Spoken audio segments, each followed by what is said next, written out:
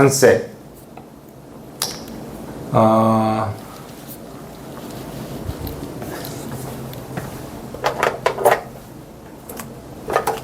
이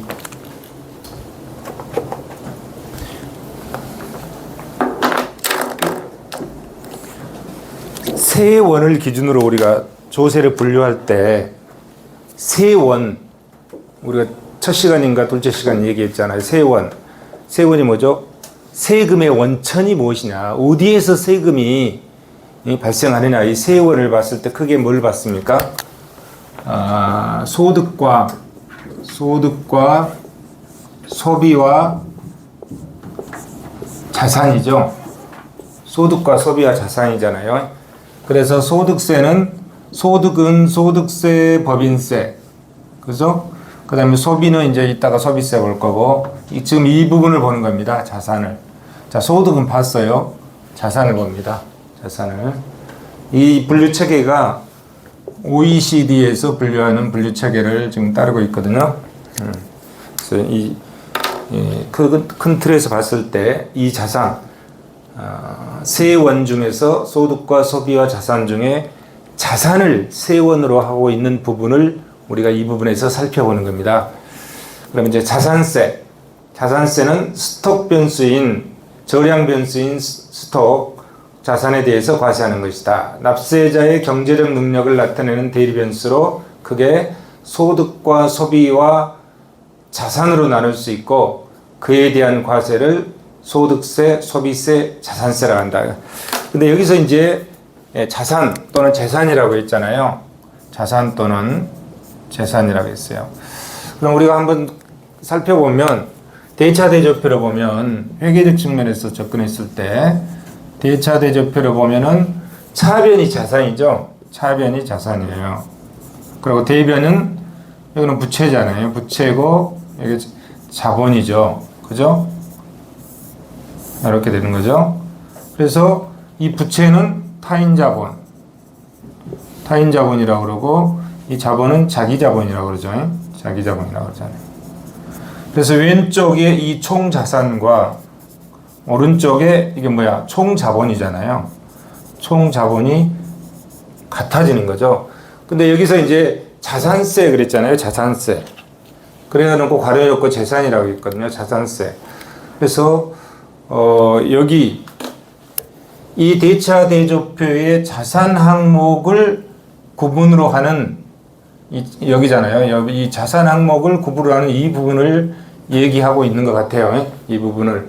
그런데 이 부분을 다 포함하는 게 아니라, 자산도 유동자산 있고 고정자산 있잖아요. 유동자산, 비유동자산 있죠. 고정자산을 비롯한 이런 것들이 있잖아요. 그래서 비유동자산에 주로 이제 이 부분에 있는 부분을 가지고 다루는 것 같습니다. 자, 납세자의 경제적 능력을 그가 보유하고 있는 자산의 크기에서 파악하는 것에 착안하고 있다. 지금 이 대차 대조표를 보면 이런 관점에서 우리가 접근하고 있다, 이런 얘기예요. 자산의 보유량이 큰 자에게 더 많은 조세 부담을 부과하는 방식으로 운영되고 있다. 자산은 토지, 건물, 주택과 같은 재산을 총칭했다, 또 그랬어요. 여기서 재산을 총칭했다. 자산은 재산을 총칭했다. 그래서 이제 우리가, 야, 자산은 자산이고 재산은 재산이지, 이걸 어떻게 구분할지 저도 개념이 잘 안 잡히는데, 이제 이렇게 접근하면 어떨까 하는 생각이 들어요. 자, 우리 집에 주택이 하나 있어요. 근데 이 주택 가격이 얼마요? 10억이야, 10억. 그럼 이게 자산이 10억이란 얘기잖아요. 총 자산이 10억이란 얘기야. 총 자산이 10억이란 얘기지. 그런데 은행에서 빚낸 부채가 얼마가 있어? 부채가 3억이 있어. 그 다음에 내 돈, 자기 자본 7억이야. 그러면 총 자본은 10억이 똑같잖아요. 총 자산과 총 자본은 같으니까. 그러면은 자산에서 부채를 뺀 내 이 순자산이잖아요. 이거는 순자산이죠. 순자산은 7억밖에 안 되는 거예요. 10억짜리 주택에. 이 정도면 양호하네. 근데 여기 이제 한 5억 빚을 냈으면 5억밖에 안 되는 거잖아요. 그죠? 10억짜리 주택이면 실질적으로 5억밖에 안 되는 거지 뭐. 순자산. 이건 순자산 개념으로 접근하는 거고. 그래서 재산이란 개념을 여기서 쓴 걸 봐서는 자산이고 재산, 이 왼쪽의 자산은 부채를 포함하고 있잖아요. 부채를 포함하고 있어.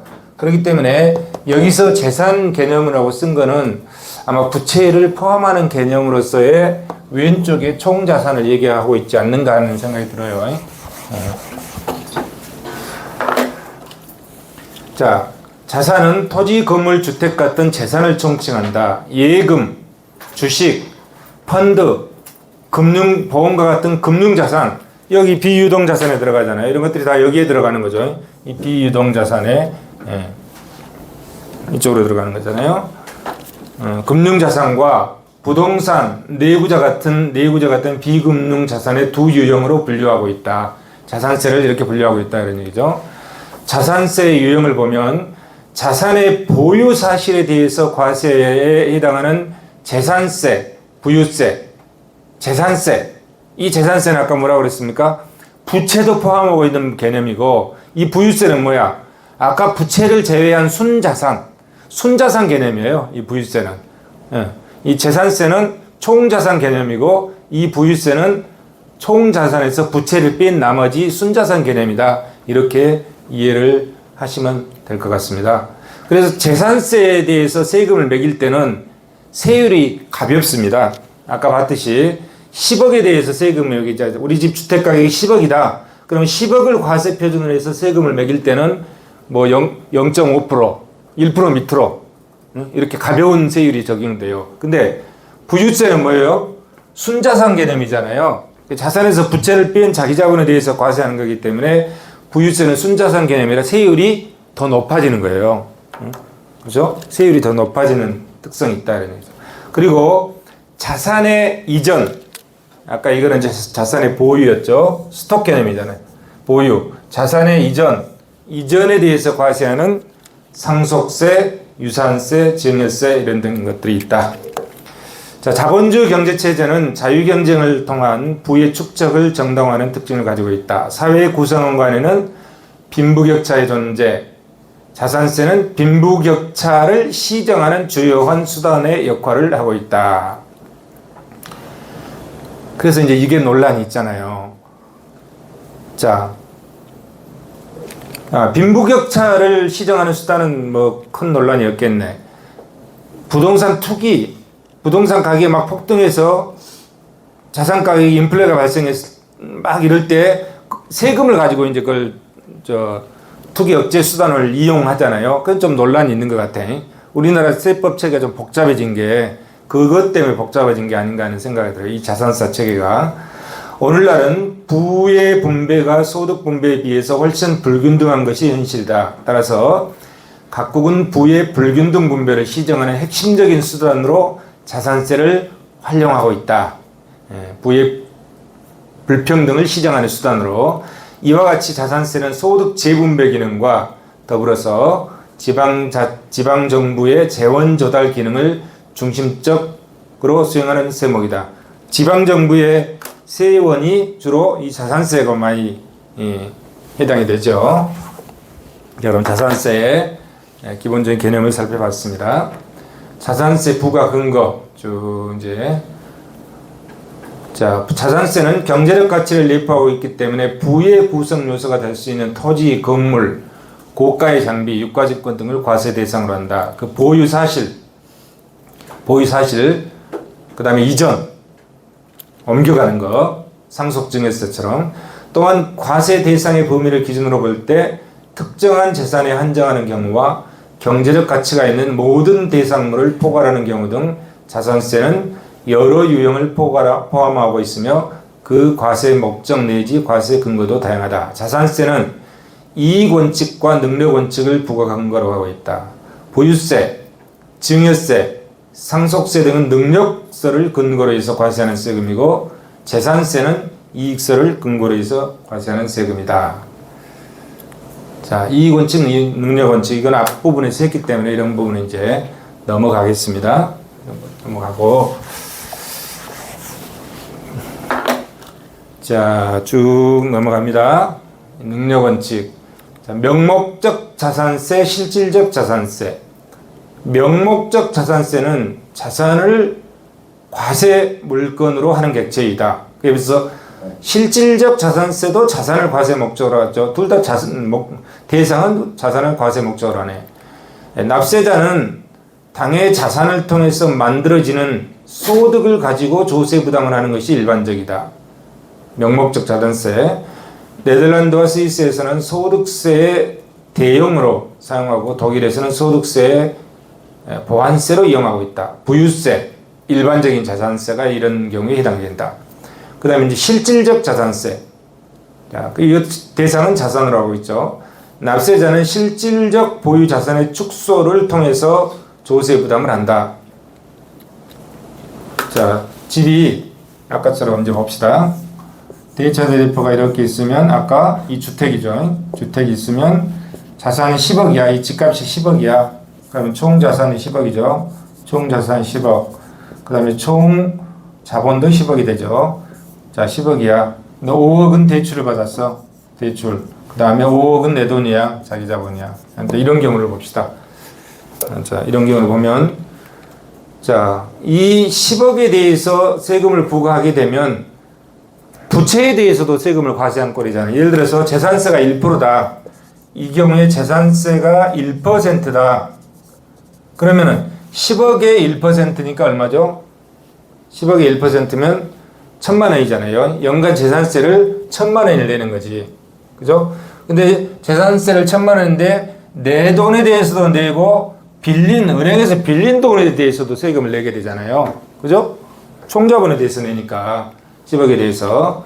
그러면 자, 10억에 대해서 세금을 내는데 계산하기 쉽게 예를 들어서 2%라고 해봅시다. 2%. 재산세가 2%라고 하면 그러면 1년에 2천만 원씩 내잖아요. 2천만 원씩. 2천만 원씩. 2천만 원씩 내게 되면 50년을 내면은 50년을 매년 2%씩 세금을 내면 100%가 되잖아요. 그럼 50년 동안 2% 세금을 내면 이 10억 자체가 다 어디로 가버리죠? 정부로 넘어가 버리잖아요. 돈이. 어떤 조건에? 물가가 안 오르고 주택가격이 변동이 없고 물가가 변동이 없다면 2% 50년 동안 세금을 부과하면 이 돈이 다 어디로 가버려요? 정부로 넘어가 버려. 이렇게 되잖아요. 그러면 이런 세금은 바람직한 세금이 아니잖아요. 그죠? 그러면 이럴 때 이제 고민이 생겨요. 그러면 이게 명목적 자산세나 실질적 자산세냐 이런 문제가 생기잖아요. 다행히 계속 지금 물가가 상승하고 통화 가치가 증가하기 때문에 이걸 우리가 못 느끼고 살아가고 있을 뿐이지. 우리는 이제 경제학의 학문이잖아요. 극한의 학문이잖아요. 어떤 조건을 거르는 가정의 학문이니까 그걸 생각해 볼 수 있잖아요. 이때 자, 이 실질적 자산세는 이거는 금방 얘기했듯이 물가 변동이 없고 그러니까 인프라가 없다는 거죠. 물가 변동이 없고 통화 가치의 변동이 없다면 10억의 주택을 2% 50년씩 하면은 정부 국가로 들어가는 거 이런 경우에 해당되는 거야. 이 실질적 원본을 손실시켜 버리잖아요. 이런 경우에 실질적 자산세 개념으로 부과했다고 생각할 수 있을 것 같아요. 보세요. 납세자는 실질적 보유 자산의 축소를 통해서 조세 부담을 하는 경우이다. 자, 이는 국가가 비상시에 주요한 경비 조달 수단으로 역할을 하고 있다. 이게 50년을 잡았지만 갑자기 전쟁이 났다. 그럼 전쟁이 일어나면 어떻게? 우리 집 갖고 있으면은 전쟁 끝나고도 갖고 있을까? 전쟁 끝나서 우리나라 저부르면 다 뺏겨버리잖아요. 뭐까지? 내 목숨까지 날아가 버리잖아요. 이럴 때는 어떻게 해야 돼? 내 집값의 반절이라도 내놓고 국가에다 내놓고 우리가 공동으로 대응해서 국가를 지켜야만이 그 재산도 지키고 내 목숨도 지킬 수 있잖아요. 이럴 때는 국민들이 기꺼이 내놓고자 하는 의향이 생긴다 이런 얘기야. 상식적이잖아요. 일반적으로 그럴 수 있잖아요. 이럴 때 부과하는 그런 세금들. 금방 저는 장기적으로도 설명했지만 단기적으로 뭐 지연정이야 뭐 1, 2년 사이 더 걸리겠어요. 조금 뭐 10년도 안 넘겠지. 그럴 때 그런 경우는 실질적 자산세라고 한다. 임시적 자산세, 유산세, 상속세, 증여세, 자본과징 이런 것들이 실질적 자산세에 해당한다. 실질적 재산세는 그 속성상 소득을 발생시키는 자본의 원본을 침식시킨다. 그래서 이거 원본을 다 침식시키는 자본의 원본을 침식하는 세금은 나쁜 세금이죠. 그 나쁜 세금이지만 비상시에는 그게 용이 된다 이런 얘기죠. 응? 왜? 그래야 우리가 그나마 그거라도 지킬 수 있는 거지. 그죠? 실질적 재산세는 맞죠? 또한 조세 부과의 기본 원칙에 해당하는 원본 불가침의 원칙을 위배하는 문제점을 가지고 있다. 우리가 나가서 이제 기업을 창업을 했어. 기업을 창업했는데 자본금을 2억을 가지고 기업을 창업했어. 근데 자본금 2억 다 까먹고도 돈이 안 된다. 수익이 안 된다. 그러면 그 기업은 망하는 거잖아요. 그러니까 원본을 잠식한다든지 자본금을 잠식하는 행위 자체는 국가도 마찬가지고 개인의 회사도 마찬가지고 바람직하지 않는 거죠. 이런 경우에 국가적인 입장에서 봤을 때 실질적 자산세라고 한다. 이 위에 명목적 자산세는 그러면 자, 이 10억의 재산인데 아까 전제를 깔았잖아요. 물가 상승도 없고 통화가치의 증가도 없고 그런 것들이 일정 불변하다면 그렇다는 거고, 근데 현실은 어떻게 되죠? 계속 오르잖아요. 물가도 오르고 통화가치가 오르고 통화가치의 거의 한 90% 이상을 비례해서 집값이 오르는 것 같아. 경험측에 의하면. 그러면은 계속 오르잖아요. 그럼 이 집값이 지금은 10억이지만은 과거에는 얼마였었다? 뭐 한 3억밖에 아니었는데 올라서 10억이 됐을 수도 있고, 지금 10억이 또 15억으로 오를 수도 있잖아요. 그럼 가치가 증가한다 이게. 가치가 부가가치가 증가하잖아요. 그랬을 때 이 주택을 통해서 가치 증가가 일어난다든지 소득의 증가가 발생할 수 있다 이 말이에요. 그래서 그것을 감안해서 부과하는 세금은 뭐다? 명목적 재산세다. 명목적. 그래서 이렇게 나오잖아요. 납세자는 당의 자산을 통해서 만들어지는 소득을 가지고 조세. 이게 자산이잖아요. 자산인데 그 자산에서 소득이 발생한다고 보고 그 소득을 과세 대상으로 하는 것이 명목적 자산세다 이런 얘기예요. 이해되시죠? 그 다음에 실질적 자산세는 그 자산 자체의 가치를 축소시켜 버리는 거다. 거기서 나오는 소득이 아니라. 자, 개념 이해되시죠? 그렇게 이해하시면 되지 않을까 생각이 됩니다.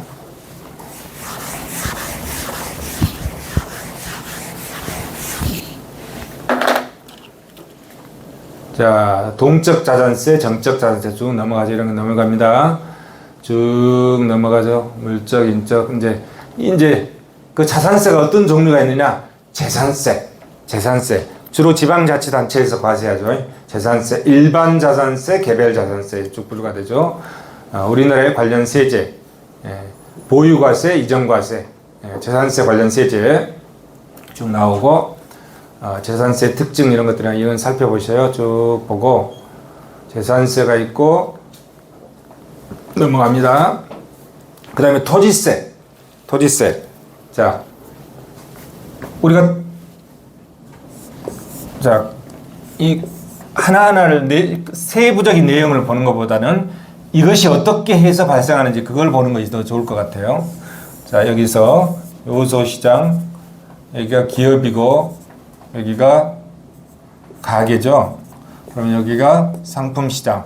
자, 토지와 노동과 자본을 제공해주고 뭘 받는다고 그랬죠? 이게 소득이라고 그랬잖아요. 이 소득에 대해서 세금을 부과하면 나머지는 가처분 소득이 된다. 이렇게 했잖아요.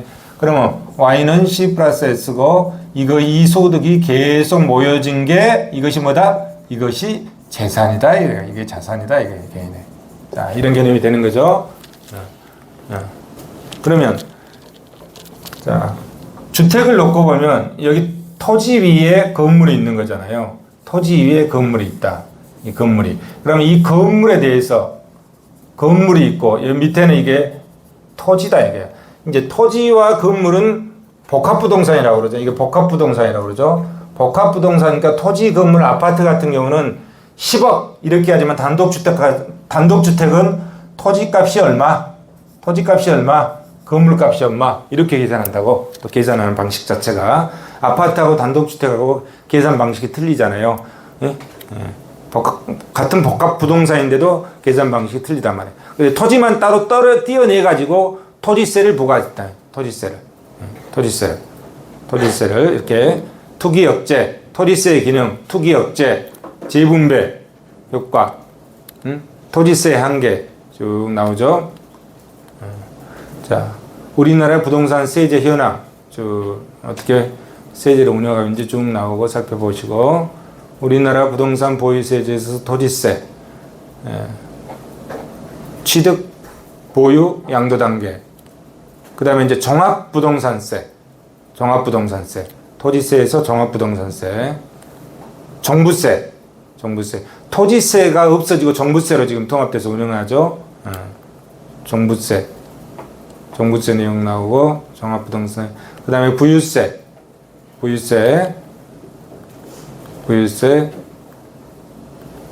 상속세. 그럼 상속세는 뭐냐? 자, 이제 상속세는 자, 자산이 이전하는 단계에서 이렇게 재산을 모았어.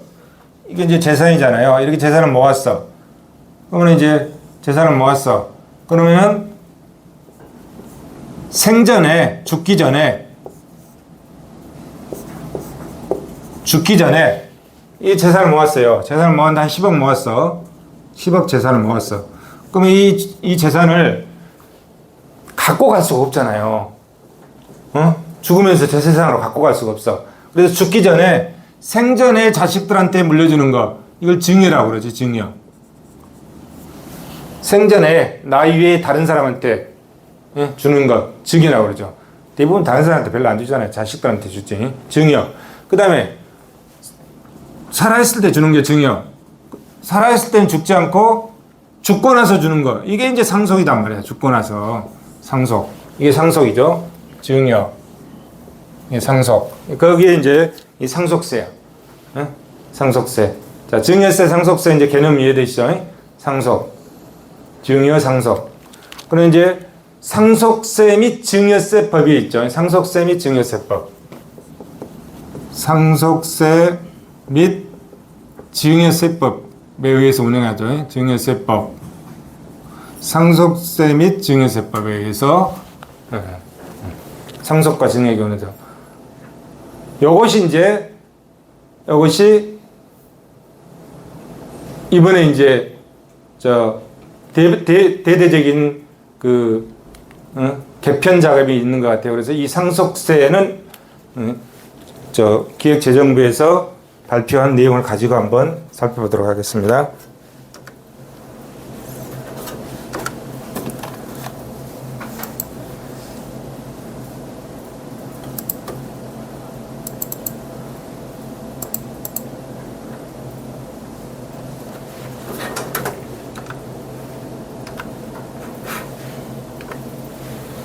자, 보이죠? 자, 3월 달에 발표했잖아요. 3월 달에 발표했는데, 자, 추진 배경, 상속세 과세 방식, 유산 취득세 전환 필요성, 유산 취득세 전환 방안, 과세 방식, 과세 대상, 인적 공제, 물적 공제, 납세 절차, 조세 회피 대응, 앞으로 향후 계획, 이렇게 나와 있습니다. 자, 여기 보시면 유산세에서 유산세 방식이란 말이에요. 지금 현재는 유산세 방식인데 어떻게 바뀌겠다? 유산 취득세 방식으로 바뀌겠다. 유산 취득세 방식으로 바뀌겠다, 이런 얘기거든요. 일본이 유산 취득세 방식을 하고 있죠. 이거는 이제 뭔 얘기냐면 이제 좀 덥네.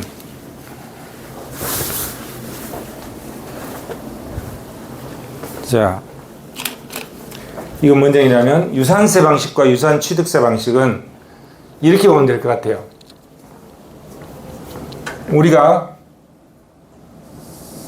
이 선이 뭐죠? 1차원이잖아요. 1차원이야. 한번 선이 1차원이죠. 면은 뭐야? 면은 요거잖아요. 이거 2차원이죠? 2차원이야. 3차원은 뭐야? 3차원은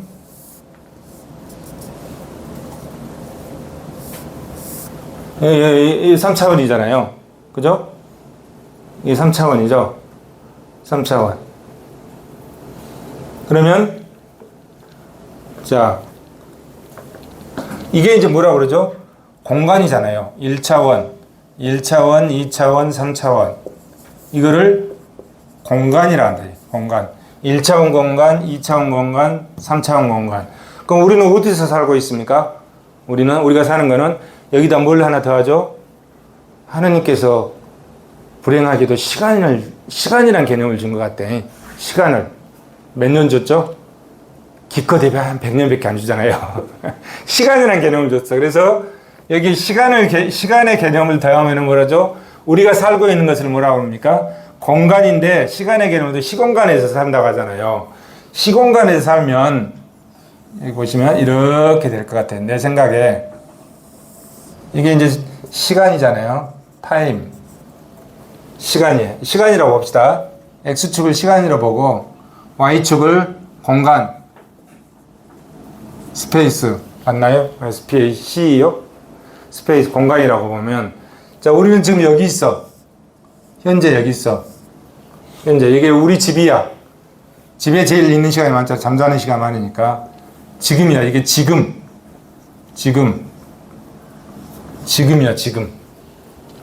지금이죠? 여러분들은 지금 어디에 와 있냐면 집을 떠나가지고 가천대학에 와 있어. 집에서 1시간 동안 했으면 이게 1시간이라고 합시다. 1시간. 1시간이면 가천대학이라고 하는 여기에 와 있어. 이렇게 왔을 수도 있고, 뭐 이렇게 해서 이렇게 왔을 수도 있고, 예, 가천대학이에요.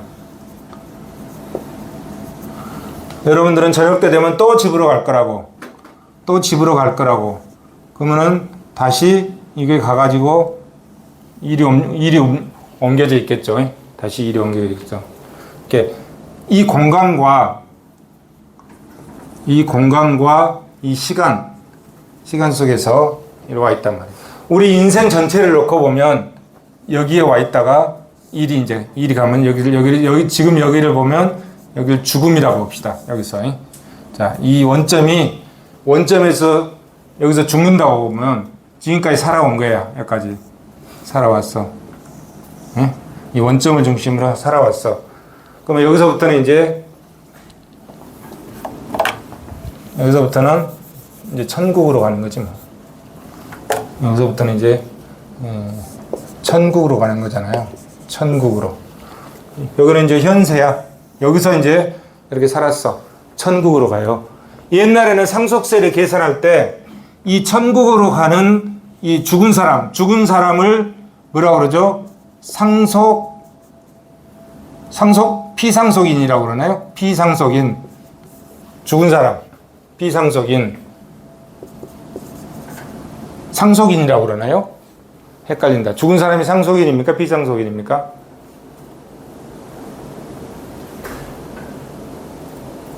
피상속인. 이게 죽은 자. 자, 여기서 죽었어. 이 원점에서. 그러면 옛날에는 상속세를 계산할 때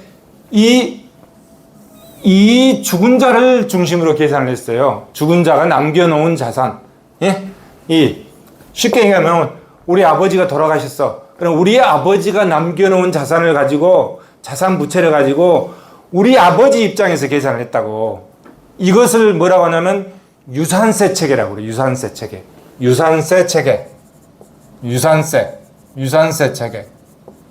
죽은 사람을 중심으로 세금을 계산했어.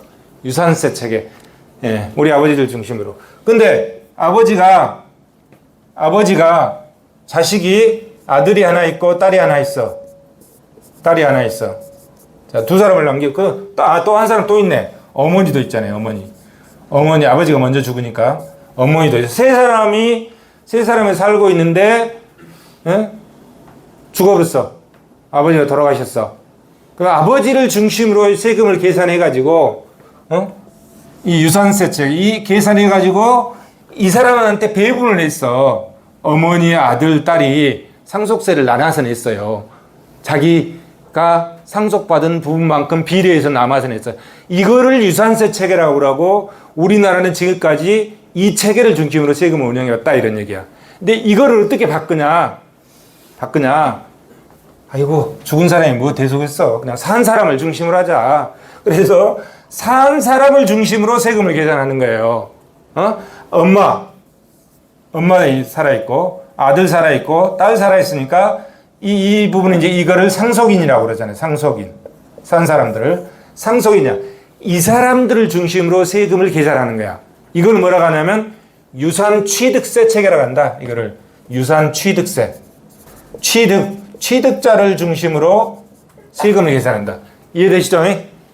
기존에는 돌아가신 분을 중심으로 세금을 계산했는데 앞으로는 그러지 말고 살아있는 사람을 중심으로 세금을 계산하자. 자, 지금 이 원점에서 살고 있는 사람을 중심으로 천국에 가는 사람은 아무것도 안 가져가잖아요. 남아있는 사람이 남기고 간 재산을 쓰기 때문에 남아있는 사람을 중심으로 세금을 계산을 하자. 이 취지가 유산취득세 체계다 이런 얘기예요. 근데 유산취득세 체계가 보편적으로 더 많이 활용하고 있는 것 같아요. 어느 것이 딱 옳다 이런 거는 없을 거 아니에요. 지금까지 그러면 우리나라가 수십 년 동안 운영한 유산세 체계는 그러면 오르지 않았냐? 그런 건 아니야. 근데 어떤 것이 더 납세자에게 공평한 세금을 부과할 수 있겠느냐 이런 관점에서 이제 살펴보면 유산취득세 체계가 더 바람직하다 이렇게 보는 것 같아요. 각 나라들이. 그래서 우리나라도 그 세계적인 추세에 맞춰서 유산세 체계를 유산취득세 체계로 바꿔서 살아있는 사람을 중심으로 해서 살아있는 사람이 재산을 상속받은 것을 중심으로 세금을 계산하겠다 이런 얘기입니다. 이런 얘기. 취지 이해되시죠? 그럼 왜 그러냐? 그리고 어떤 방법이 있느냐? 그걸 한번 기획재정부에서 발표한 내용을 중심으로 해서 한번 간략하게 보도록 하겠습니다. 자, 개념은 이제 이해되시죠? 뭐 복잡하게 써진데 그 얘기예요. 자, 유산취득세 전환의 필요성. 받은 만큼 세금을 부담함으로 형평을 제고한다. 상속세율이 높잖아요. 상속세율이 높으면 자, 죽은 사람을 중심으로 세금을 계산하면 죽은 사람 재산이 아까 10억이었어. 10억이야. 10억 남기고 갔으니까 10억이야. 그럼 10억을 기준으로 세율을 계산한다고. 공제 다 한 다음에 여기서 과표 공제하고 이놈을 중심으로 계산해요. 근데 엄마하고 자식하고 다 나눠서 받았으면 10억을 3분의 1씩 받았다고 해보죠. 그럼 3억씩이잖아요. 엄마가 4억 가고 딸 아들 3억씩 가면 훨씬 적어지잖아요. 과세 표준이. 그죠? 세율을 낮은 세율을 적용하게 되죠. 그렇잖아요. 훨씬 낮은 세율. 상속세율이 높으니까 낮은 세율을 적용하잖아요. 그래서 받은 만큼 세금을 부담함으로써 과세 형평성을 제공한다 이런 얘기예요. 받은 만큼. 받은 사람한테. 안 받은 사람이 있어도 예전에는 유산세 체계에서는 죽은 사람을 중심으로 세금을 계산하다 보니까 세금이 무거웠단 말이야. 근데 그러면은 안 받은 사람이 왜 내가 세금 내? 이럴 수 있잖아요. 그런 거 형평이 안 맞지. 그러니까 상속 받은 사람이 자기 받은 부분에 대해서 상속세율을 적용해서 세금을 내자 이런 얘기예요. 더 바람직하잖아요. 그래서 받은 만큼 세금을 부담함으로써 과세 형평성을 제고한다. 두 번째, 납세자별로 공제를 적용해서 공제의 실효성을 계산한다. 자세한 거는 읽어보시죠. 올려놨어요.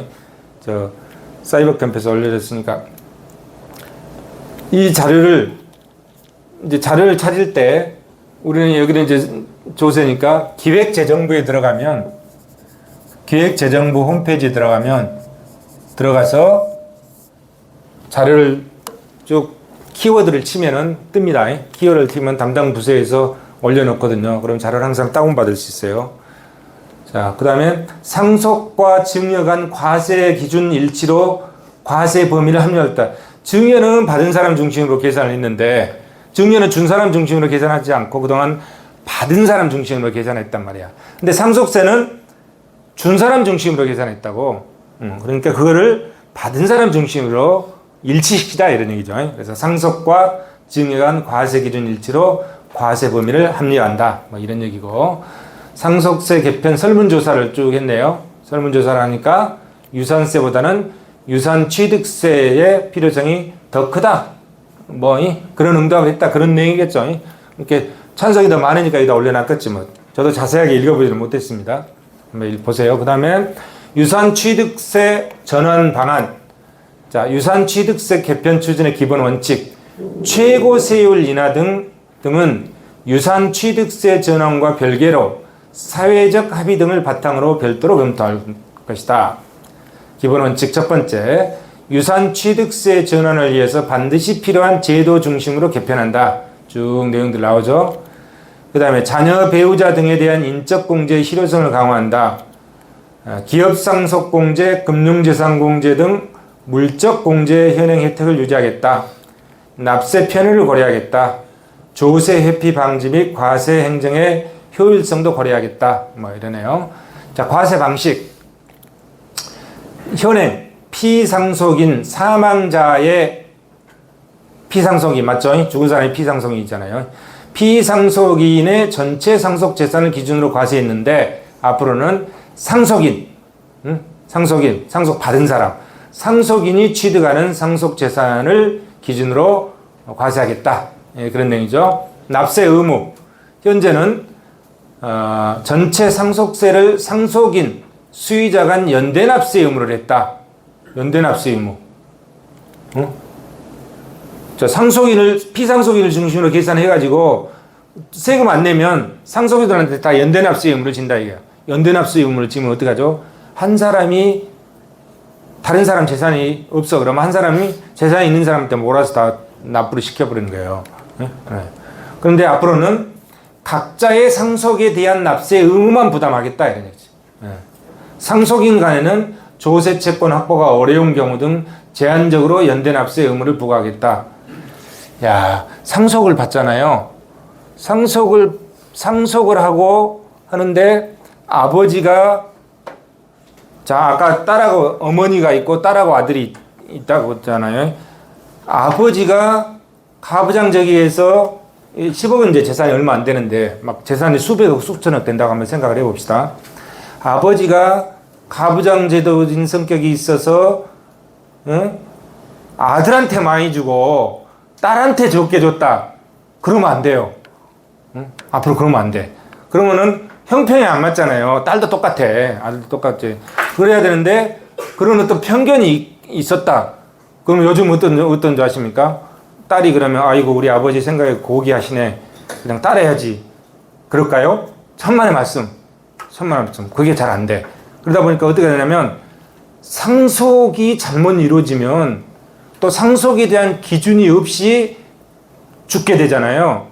그러면 상속인들 간에 엄청나게 싸우더라고. 형제 간에 돈 놓고 싸우잖아요. 얼굴도 안 쳐다보다 만나지도 않아요. 왜? 돈 놓고 싸울 때 뭐예요? 그냥 자 그러면 이제 여동생이 오빠한테 그거 잘못됐으니까 나 좀 더 줘 하면 그냥 주나요? 여러분들은 그냥 주겠지. 여러분들은 선해서. 근데 그게 주고 싶어도 그러지 줄 수 없는 상태가 있을 수가 있어. 뭐 기업을 상속하고 있다든지 뭐 이런 경우는 그럴 수 있잖아요. 그렇게 되면 어떻게 되냐면 어떻게 해야 돼? 결국은 소송을 하게 되잖아요. 소송을. 형제 자매지 간에 소송을 하게 된다고. 소송을 하게 되면 어떻게 되는 줄 아세요? 막 가는 거야. 그냥 막 가는 거야. 그러면은 합의에 의해서 할 수 있는 것을 어디다 맡기는 거야? 법에다 맡기는 거잖아요. 그럼 법이 해결해 주게 되면 그러면 형제 부모 자식 간에 형제 자매 간의 사이는 극도로 악화돼 가지고 이웃집 얼굴은 보더라도 우리 집 동생 얼굴은 안 보게 된다. 우리 집 오빠 얼굴은 안 보게 된다고. 이런 현상이 생긴다고. 그래서 공평하게 할 필요가 있다. 연대납세 의무를 하게 되면 그런 문제점들이 생길 수 있는데 그런 걸 다 없애겠다 이런 얘기예요. 제가 좀 비유를 잘했나 뭐 어쨌든 재산을 제가 하는 일이 그런 거잖아요. 이제 상속 증여가 있어 소송이 걸리면은 재산 분배를 하기 위해서 경제적 가치가 얼마나 이제 저희 일들이 평가를 법원에서 의뢰하면 평가를 해주고 이러게 되거든요.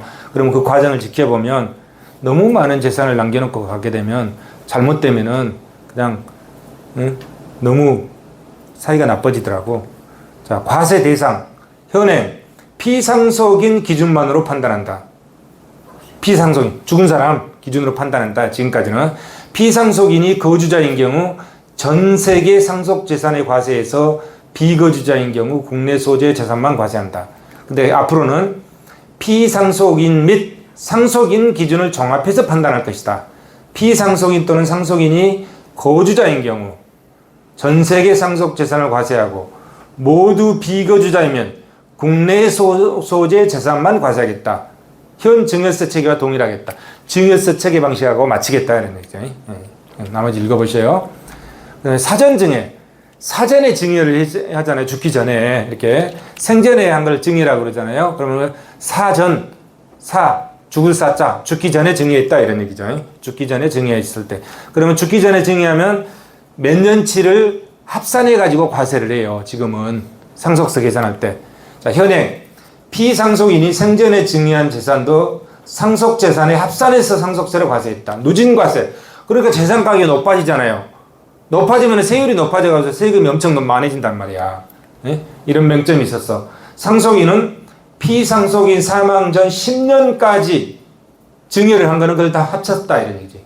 10년까지 수의자 등은 5년 전까지 사전 증여 재산을 합산해서 상속세를 계산했다. 예? 계산했어요. 쭉 계산. 근데 앞으로 각자 받은 사전 증여 재산만 각자의 상속세 계산 시 합산하겠다 이런 얘기죠. 예. 자기 부분만 상속인 수의자가 동일 기간 합산한 증여세 과세 기간과 같아지고 그 외에 제3자는 상속세 과세가 없으므로 기과세된 증여세를 종결한다. 뭐 이렇게 나머지 세세한 건 읽어보셔요. 공제제도. 현행과 달리 유산 취득세는 인적 공제 효과 등을 당사자가 직접 받을 수 있으므로 상속인의 개별 인적 특성 고려해서 제도를 재설계하겠다. 상속세는 뭐죠? 인적 공제를 해주니까 물세가 아니라 인세라는 거잖아요. 자, 유산세. 옛날에는 모든 공제액을 합산해서 피상속인의 상속재산에서 차감함으로 특정 상속인 대상 공제의 효과가 다른 상속인에게 영향을 미쳤다. 근데 유산취득세 체계에서는 상속인별 각자의 상속 취득 재산에 각자의 공제액을 차감한다.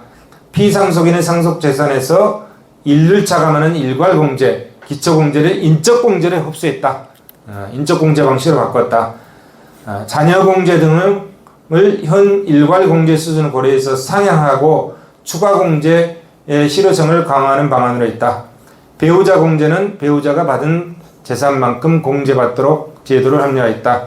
현행 인적 공제 최소 금액을 고려해서 인적 공제 최저한을 설정했다. 세세한 것들은 살펴보시고요. 그런 내용들을 이제 설명하고 있죠. 자, 배우자 공제 합리화. 기존에 배우자의 실제 상속분, 최저 5억 원, 최대 한도, 법정 상속분의 30억. 근데 이제 어떻게 바꾸냐면, 기본은 배우자 실제 상속분에서 10억까지, 5억이 10억으로 올라가네요. 10억까지 법정 상속분 초과도 인정. 최대 한도는 같네요. 30억으로. 현행 배우자가 위에서 봤던 거죠. 나머지 세세한 거 한번 살펴보시고.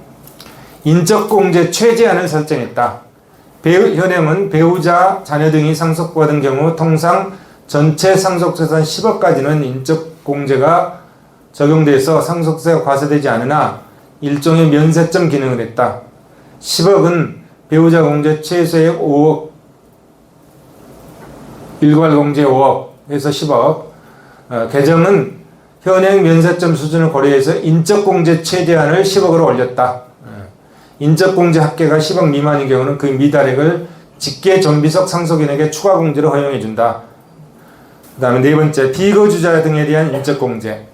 피상속인과 상속인이 모두 비거주자인 경우 현행은 기초공제 2억 원만 허용했는데 개정은 인적공제 설정에서 2억 원 그 외에 1억, 배우자 2억 그 외에 1억, 수의자 1천만 원, 뭐 이렇게 쭉 있네요. 살펴보시고. 그 다음에 물적 공제, 인적 공제, 물적 공제. 이제 물적 공제 부분. 기업 상속 공제. 자, 현행 10년 이상 계속해서 경영한 중견기업 상속 시 가업 상속 재산가액에 상당하는 금액을 공제해준다. 공제 한도는 가업 상속 공제 300억에서 600억. 경영기간 10년에서 20년은 300억. 20년에서 30년은 400억. 30년 이상은 600억을 공제해준다. 현행 제도는. 근데 개정은 현행과 같이 가업을 승계하는 상속인에게 적용하되 공제 제도가 이렇게 또 밑에처럼 바뀌게 된다. 기타 물적 공제 쭉 한번 보세요. 자, 납세 절차 쭉 나오죠. 납세 절차. 신고 의무. 각 상속인 및 수의자 각자가 신고하되 공동 신고도 허용된다. 과세 관할은 피상속인 기준으로 과세 관할을 결정하는 현행 제도를 그대로 유지하겠다. 신고 기간은 상속 개시일로부터 6개월, 돌아가신 날로부터 6개월 이내에 신고이다. 이런 얘기죠. 분할 기간, 신고 기간 후 9개월 내에 분할을 허용한다. 쭉 밑에 나오죠. 납부, 분납, 연부연납, 물납 등 납부 절차는 현행과 같이 운영한다. 조세 회피에 대응은 상속세 그렇게 빼물러가는 조세 회피에 대응한다. 유산 취득세 전환 시 발생할 수 있는 조세 회피를 방지하기 위해서 위장 분할, 우회 상속 등에 대한 대응 방안을 마련한다. 처분 재산의 사용처 불분명 시 상속 재산으로 추정되는 현행 제도 등을 유지하겠다. 위장 분할에 대한 부가 제척 기간을 보완한다. 15년이죠. 부가 제척 기간 15년으로 연장한다. 우회 상속 비교 과세 특례를 신설하겠다. 영리법인을 활용한 상속에 대한 과세 방식을 합리화하겠다. 자, 이제 앞으로 추진 계획 3월 달에 발표를 했잖아요. 최근이죠. 지금 6월 달이니까 2028년도부터 시행할 것이다. 자, 올해 법률안 국회 통과를 전제로 하고 있다. 아직 통과 안 된 거죠. 올해 통과를 전제해서 2028년이면은 상당히 이제 시간을 많이 주잖아요. 시간을. 향후 추진 계획, 올해 국회를 통과를 목표로 하고 있다. 입법 예고를 했으니까 공청회 등 의견 수렴을 거쳐서 법률안을 국회에 제출한다. 3월 입법 예고를 했죠. 4월 공청회, 5월 달에 법률안 제출. 그래서 지금 통과됐는지 안 됐지는 잘 모르겠어요. 2026, 27년 유산 취득 과세 집행 시스템을 마련해서 보완 입법을 하고 2028년도에 시행하는 것으로 지금 추진 계획을 잡고 있습니다. 이번엔 소비세 보겠습니다. 소비세. 자, 소비세. 자, 소비세 체계가 어떻게 되어 있는지 한번 보면, 소비세는 관세, 내국세, 관세와 내국 소비세, 관세, 내국 소비세, 내국 소비세는 개별 소비세, 일반 소비세, 종합 소비세 이렇게 돼 있죠. 또 다른 분류로 보면 소비세를 물적 소비세, 인적 소비세를 분류하면 인적 소비세는 종합 소비세라고 하죠. 그다음에 물적 소비세는 개별 소비세, 일반 소비세. 이 개별 소비세, 일반 소비세는 물적 소비세. 물적 소비세.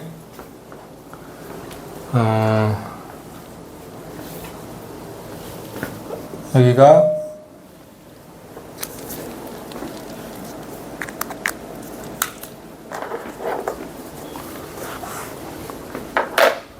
왼쪽이 기업이고 오른쪽이 가게죠.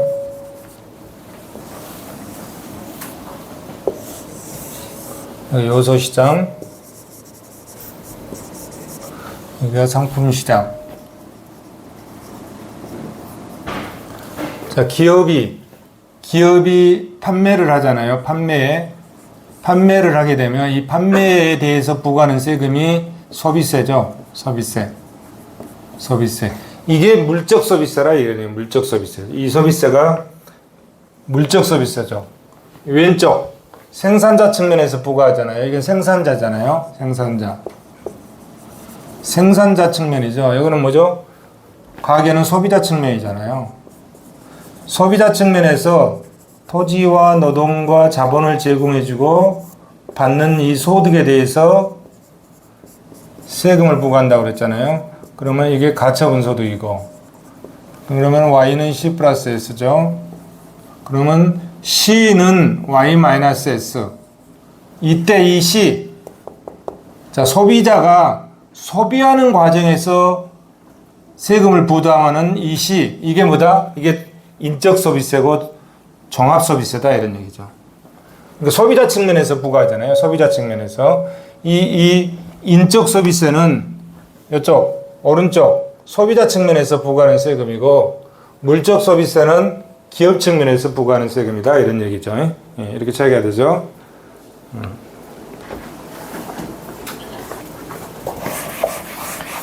이때 이 소비자 측면에서 부과할 때 이 판매 부분에 대해서 판매세, 예? 판매세죠. 예? 판매세인데 이걸 얘기하는 소매매상세, 뭐 다단계 거래세, 부가가치세 등이 여기에 해당되는 거잖아요. 여기서 부과하는 세금들이죠. 자, 큰 틀에서 봤을 때 이제 이런 거고, 소비세 개요, 소비세, 소비에 대해서 과세한다. 플로우 과세다. 산출물의 판매자인 기업의 판매에 과세한다. 여기서 과세한다 그랬죠. 소비세의 특징, 개인 지출세를 제외하고 물세다. 이게 물세. 이 기업 측면에서 물세죠. 개인 지출세는 아까 뭐라 했습니까? 이건 인세래요. 소비자 측면에서 부과하는 종합소비세 또는 개인 지출세, 이건 인세다 말이에요. 인세. 이걸 제외한 나머지는 다 물세다. 소비자의 인적사항을 고려하지 않는다. 그렇죠? 물세는 인적사항을 고려하지 않잖아요. 소비세의 과세 객체는 소비 자체이지만 그 세원은 소득이다. 자, 행위 자체는 소비지만 뭐 가지고 소비하나요? 돈 가지고 소비하잖아요. 그래서 그 세원은 소득이다. 소비세는 대체로 비례과세 형식이고 역진적 부담을 초래하여 수직적 공평성을 저해한다. 일반적으로 고소득층일수록 소비 성향이 낮고 저소득층일수록 소비 성향이 높은 경향을 보이고 있다. 소비세는 관세와 내국 소비세로 분류한다. 앞에서 봤죠? 자, 먼저 개별 소비세. 공평성 관점에서 소비세는 소득세보다 열등하다. 공평성이 소득세만 못하다. 이런 얘기잖아요. 소비세는 물세로서 담세 능력을 고려하지 않는다. 자, 소비세는 부과되었을 때 조세 부담이 소득 집단 사이에 어떻게 분배되는가? 소득 집단이 과세된 생산물의 어떠한 형태를 지출하고 있는가에 따라 달라진다. 필수품이냐? 예? 필수품의 소비에 지출하는 금액이 소득에서 차지하는 비중이 고소득자는 낮을 거고, 그렇잖아요? 100억 번 사람이 뭐 소비 얼마나 하겠어요? 필수품을. 저소득자는 1억 벌어가지고 소비하면 훨씬 그 비율이 높잖아요. 그죠? 따라서 필수품에 대한 과세는 역진적으로 귀착되는 경향이 있다. 그죠? 그러니까 부가세는 나쁘다. 예? 간접세는 형평이 안 맞다. 이렇게 얘기하는 거죠. 그래서 이것 때문에 그러죠. 소득에서 차지하는 비중이 저소득자가 훨씬 커지기 때문에 그런다. 이런 얘기죠. 주류, 담배와 같이 대량으로 소비되는 품목의 경우 역시 소득 중 지출이 차지하는 비중은 상대적으로 저소득자가 높게 된다. 따라서 이들에 대한 과세도 역진적이 되는 경향이 있다. 이와 반대로 사치품에 대한 과세는 누진적이 되는 경향이 있다. 사치품은 뭐 저소득자는 별로 안 하고 고소득자들이 하잖아요. 개별 소비세가 계속 시행되는 이유, 누진성 강화, 비가치제 소비 억제, 시장 실패를 치유하는 수단, 이런 것 때문에 개별 소비세를 운영하고 있다. 개별 소비세의 수평적 공평성, 소비 기준, 소득 기준 살펴보셔요. 수직적 공평성 한번 쭉 보시고, 공평성에 대해서는 앞부분에 다 얘기했죠. 자, 소비 베이스 과세와 소득 베이스 과세의 비교. 소비 베이스 과세 이렇게 참고하시고, 소득 베이스 과세 쭉 보셔요. 넘어갑니다. 개별 소비세, 개별 소비세 유형, 개별 소비세 유형. 어떤 유형들이 있는가 봅시다. 기호품에 대한 조세, 주세, 담배 소비세, 사치적 취미 오락용 물품 서비스에 대한 조세, 개별 소비세, 특소세. 옛날엔 특소세가 좀 무거웠었는데 요즘 뭐 특소세라는 게 별로 없어진 것 같아. 이제 옛날에 뭐 테레비도 우리 클 때는 테레비가 없으니까 동네에서 한 집밖에 없었어요. 그러니까 특소세를 매겼었지. 냉장고도 그러고. 근데 요즘 다 그런 것들이 필수품화 되어 버렸잖아요. 수익자 부담적 조세, 목적세, 석유류세, 전기가스세, 전시 등에 부과되는 소비 조세, 소비 억제세, 특별이득세. 현재 우리나라에서 시행되고 있는 개별 소비세로는 주세, 담배 소비세, 특별 소비세, 인지세 등이 있다. 자, 과세 근거로는 사치적 개별 소비세, 금지적 소비세, 수익자 부담적 소비세, 소비 억제적 소비세. 앞부분에서 봤던 것하고 유사하죠. 과세 방법, 쭉 특징 살펴보시고, 그 다음에 일반 소비세. 개별 소비세하고 일반 소비세를 어떻게 구분한다고 그랬죠? 자, 이 기업은 이윤극대화를 목표로 하고 있죠. 이윤극대화를 목표로 하고 있는데, 이 기업이 생산 요소를 받아가지고 여기에 기술을 가미해서 뭘 만들어내는 거죠? 쌀과 옷을 만들어낸다 이런 얘기야. 쌀과 옷을 상품이죠. 쌀과 옷을 만들어내는데 쌀에 대해서만 물품세를 부과했다. 물품세, 이 소비세를 부과했다 이런 얘기예요. 옷에 대해서는 물품세를 부과하지 안 했다. 이름 뭐야? 쌀과 옷만 합업 모형으로 보면 쌀과 옷만 두 개만 있는데 하나만 물품세를 부과했으니까 이건 뭐요? 개별 소비세잖아요. 쌀과 옷 다 물품세를 부과했다. 그러면 일반 소비세죠. 일반 소비세. 다 물품세 부과했다 이런 얘기예요. 일반 소비세. 근데 여기 보면 자, 일반 소비세. 판매세. 특정한 재화나 서비스에 한정하지 않고 모든 재화 및 서비스 유통 거래를 과세 대상으로 물적 소비세. 쌀과 옷 다 세금 부과했다 이런 얘기죠. 일반 소비세의 특징. 첫째, 납세자가 조세 부담을 의식하지 못하는 비감지적 조세다. 그죠? 세금을 내도 낸지 안 낸지 모르지 뭐. 우리가 커피 하나 사 먹으면 그 안에 세금 들어있는지 안 들어있는지 모르고 다 같이 그냥 계산해 버리잖아요. 비감지적이다. 근데 소득세는 어떻게 해? 한 달에 월급 500만 원 받았는데 50만 원 띄면 금방 감지가 되잖아요. 그래서 소득세는 감지적, 이런 일반 소비세는 비감지적 조세다. 둘째, 부담이 각 소비자의 소비 지출에 비례해서 분산된다. 셋째, 간접세, 징세비의 전략이 가능하고 세무 형제의 간편하다. 만들 때 힘들어서 그렇지 한번 만들어 놓으면 세금이 그냥 아주 자동으로 들어와요.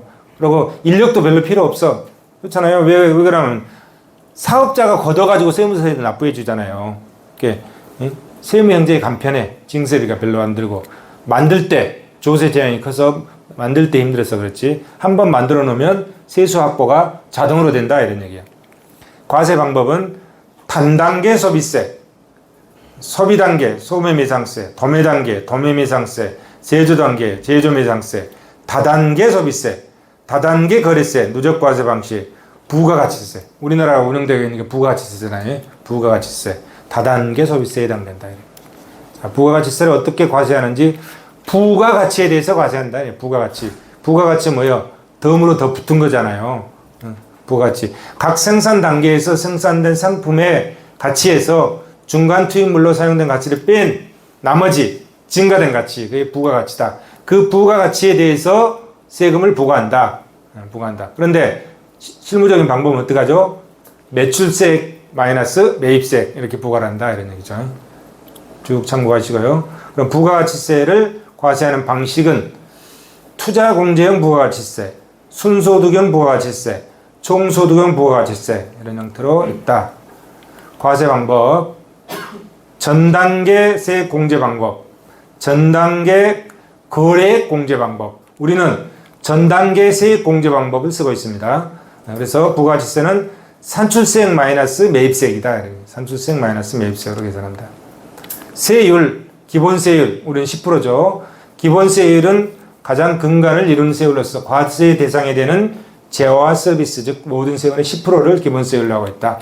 면세율, 면세, 세금을 면제해 준다 이런 거잖아요. 면세는 특정 단계에서 부가가치세 부과를 제외해 주는 조치이다. 이 면세는 비과세 효과는 없다. 그 단계의 매출세액이 면세에 의해서 0이 될 뿐이고 전 단계 세액을 공제해 주지 않는다. 예? 면세는 전 단계 세액을 공제해 주지 않는다. 밑에 사례를 해놨죠. 최종 거래 단계에 부담해야 될 부가가치세액만큼 경감되는 효과를 가진다. 면세율. 또 이것과 유사한 게 영세율이 있어요. 영세율. 면세율과 영세율은 다른 겁니다. 전 단계 세액을 공제해 주지 않잖아요. 면세율은. 그게 매출세액이 0이다 이런 얘기야. 근데 영세율은 뭐냐? 전 단계 세액을 공제를 해줘. 매출세액이 0이지만 전 단계 세액을 공제해 주는 거는 영세율. 전 단계 세액을 공제해 주지 않는 거는 면세율. 이런 차이가 있어요. 자, 면세 대상. 첫째, 규모가 매우 영세해서 기장 능력이 없고 행정적인 부담만 될 것으로 판단되는 기업이다. 식료품이나 의약품처럼 필수품의 성격을 갖고 있어 저소득층이 구입하는 품목이다.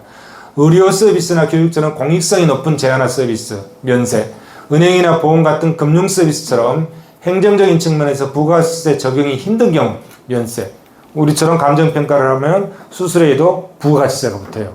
세금을 받아가지고, 의뢰인한테 받아가지고 10%의 부가가치세를 정부에다 납부하는 거죠. 면세의 특징. 첫째, 환급이 허용되지 않는다. 매입세 공제가 안 해준다 이런 얘기예요. 둘째, 중간 단계 면세를 적용하면 최종적으로 납부해야 할 부가가치세액은 면세를 적용하지 않은 경우보다 커진다. 이런 특징이 있어요. 그 사례를 표로 해놨으니까 사례를 쭉 유심히 읽어보면 발견할 수 있습니다. 셋째, 최종 단계에서 면세를 적용하면 최종 단계의 면세는 납세액만큼 부가가치세를 감소한다. 그 결과 면세 이전 단계까지 납부한 세액의 합이 최종 소비자의 납세액이 된다. 이 결과는 최종 단계의 영세율이 적용된 경우 완전 비과세 효과가 발생하는 것과는 대조적이다. 영세율은 뭐라고 그랬죠? 매입세 공제를 해주기 때문에 효과가 달리 나타난다. 면세하고는 달리 나타난다. 이런 얘기예요. 이번에 이제 영세율. 세율이 0이다. 이런 얘기야. 0의 세율을 적용한다. 이게 영세율이에요. 영세율은 경감세율의 일종이다. 전 단계 세액 공제 메커니즘은 그대로 적용한다. 적용 거래 단계에 따라서 그 효과가 상이하게 나타난다. 세율이 0이므로 매출세액은 0이 되고 전 단계 세액은 환급된다. 아까 면세율은 매출세액이 0이 되는데 환급이 안 되는 게 비해서 영세율은 전 단계 세액을 환급해 준다 이런 얘기죠. 영세율을 최종 거래 단계에 적용할 경우 이전에 납부됐던 부가가치세는 모두 환급되므로 비과세 효과가 발생한다. 이 영세율은 엄청난 특혜예요. 엄청난 특혜야. 면세에 비해서 엄청난 특혜예요, 이게. 그럼 어떤 경우에 이 영세율을 적용하느냐? 대부분의 국경세 조정과 연결됨으로써 수출할 경우 세액의 환급을 위해서 수출 거래를 적용한다. 하지만 국내 거래에 대해서는 예외적으로 수출을 장려하기 위해서 이렇게 한다. 이런 거죠. 수출을 장려하기 위해서. 영세율의 특징. 첫째, 환급이 인정된다. 매입세 공제가 인정된다. 둘째, 중간 단계에서 영세율을 적용하면 최종 단계에서는 납부할 부가가치세가 없어져 버리므로 영세율이 적용하지 않는 경우와 같아진다. 아까 면세율은 최종 단계에서는 내잖아요. 여기는 없어져 본다. 이거. 누가 가져가죠? 영세율 적용하는 사업자가 받아가 본다. 이런 얘기죠. 셋째, 최종 단계에 영세율을 적용하면 부가가치세액은 0이 된다. 세액이 0이 된다. 부가가치세의 역진성. 납세자들의 소비 수준과 비례해서 조세 부담이 결정된다.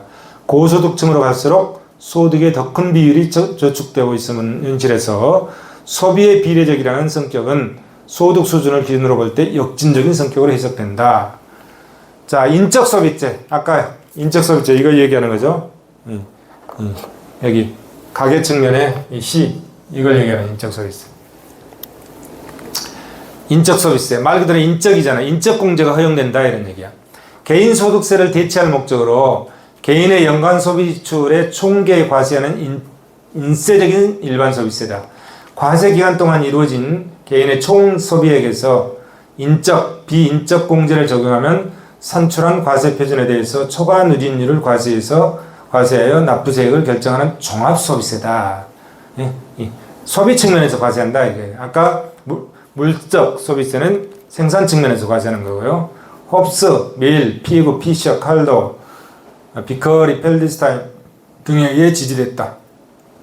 미국 재무성 보고서와 영국의 미드위원회 보고서에서는 그 도입의 필요성과 유사성의 유용성에 대한 종합적 연구가 이루어진 바 있다. 인도, 스리랑카에서 칼도의 권고로 실시했지만 폐지했다. 왜 실패했냐? 실패한 원인이 준비가 부족했다는 것 같아요.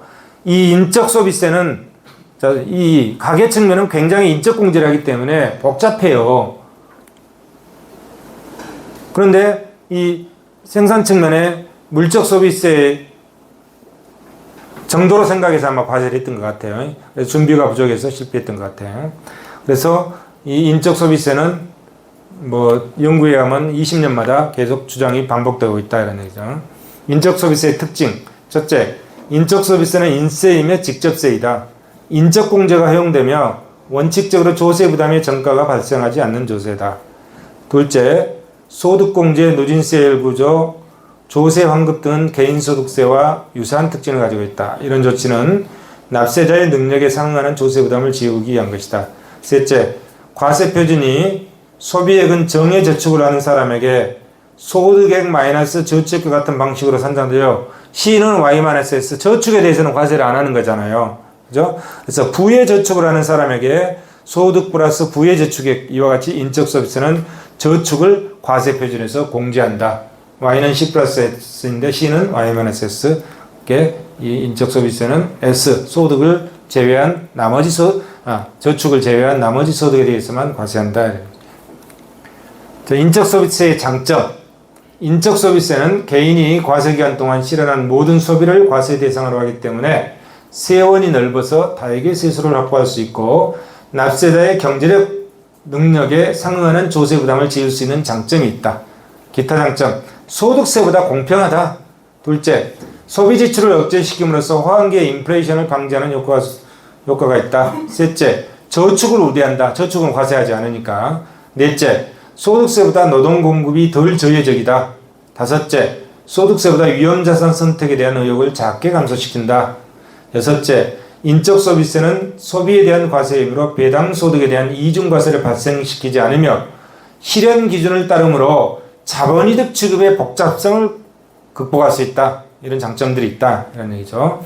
또한 소득세처럼 자본소득 부분의 과세 표준을 산정함에 있어 물가에 연동시킬 필요가 없다. 따라서 인적 서비스는 소득세보다 세무 행정을 보다 단순화시킬 수 있다. 단점으로는 이제 인적 서비스는 적절히 시행을 뗄 수 있다면 자본의 축적이 심화 세수 증대에 여러 가지 장점이 있음에도 불구하고 이런 단점들이 있다. 첫째, 과세 표준의 시간적 국면을 고려하기 어렵다. 둘째, 내구재를 구입한 그 해에 해당 소비액 파악이 쉽지 않다. 셋째, 소비 지출이 일시에 집중될 경우 납세자의 경제적 능력이 과대평가될 수 있다. 넷째, 현실적으로 소비의 원천이 되는 소득에 대한 정확한 포착이 쉽지 않다. 다섯째, 정확한 과세 표준의 산출, 초과 누진세율의 적용, 인적 공제 적용 등 현실적으로 세무 행정 과정에 많은 어려움이 나타날 수 있다. 자, 다음 보겠습니다.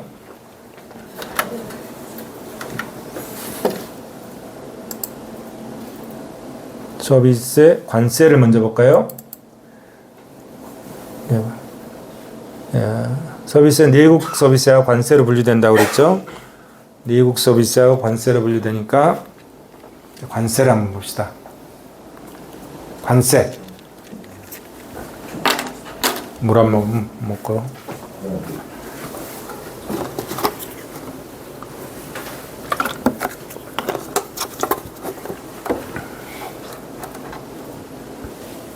자, 관세 보죠. 자, 관세.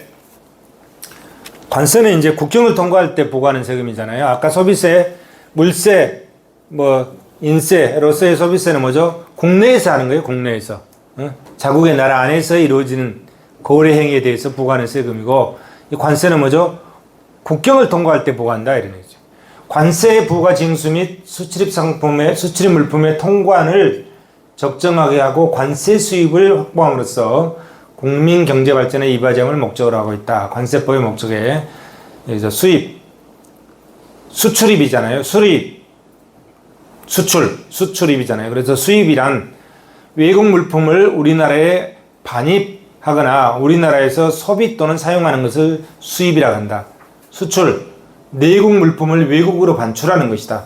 반송, 국내에 도착한 외국 물품이 수입 통관 절차를 거치지 못해서 다시 외국으로 반출하는 것을 반송이라 한다.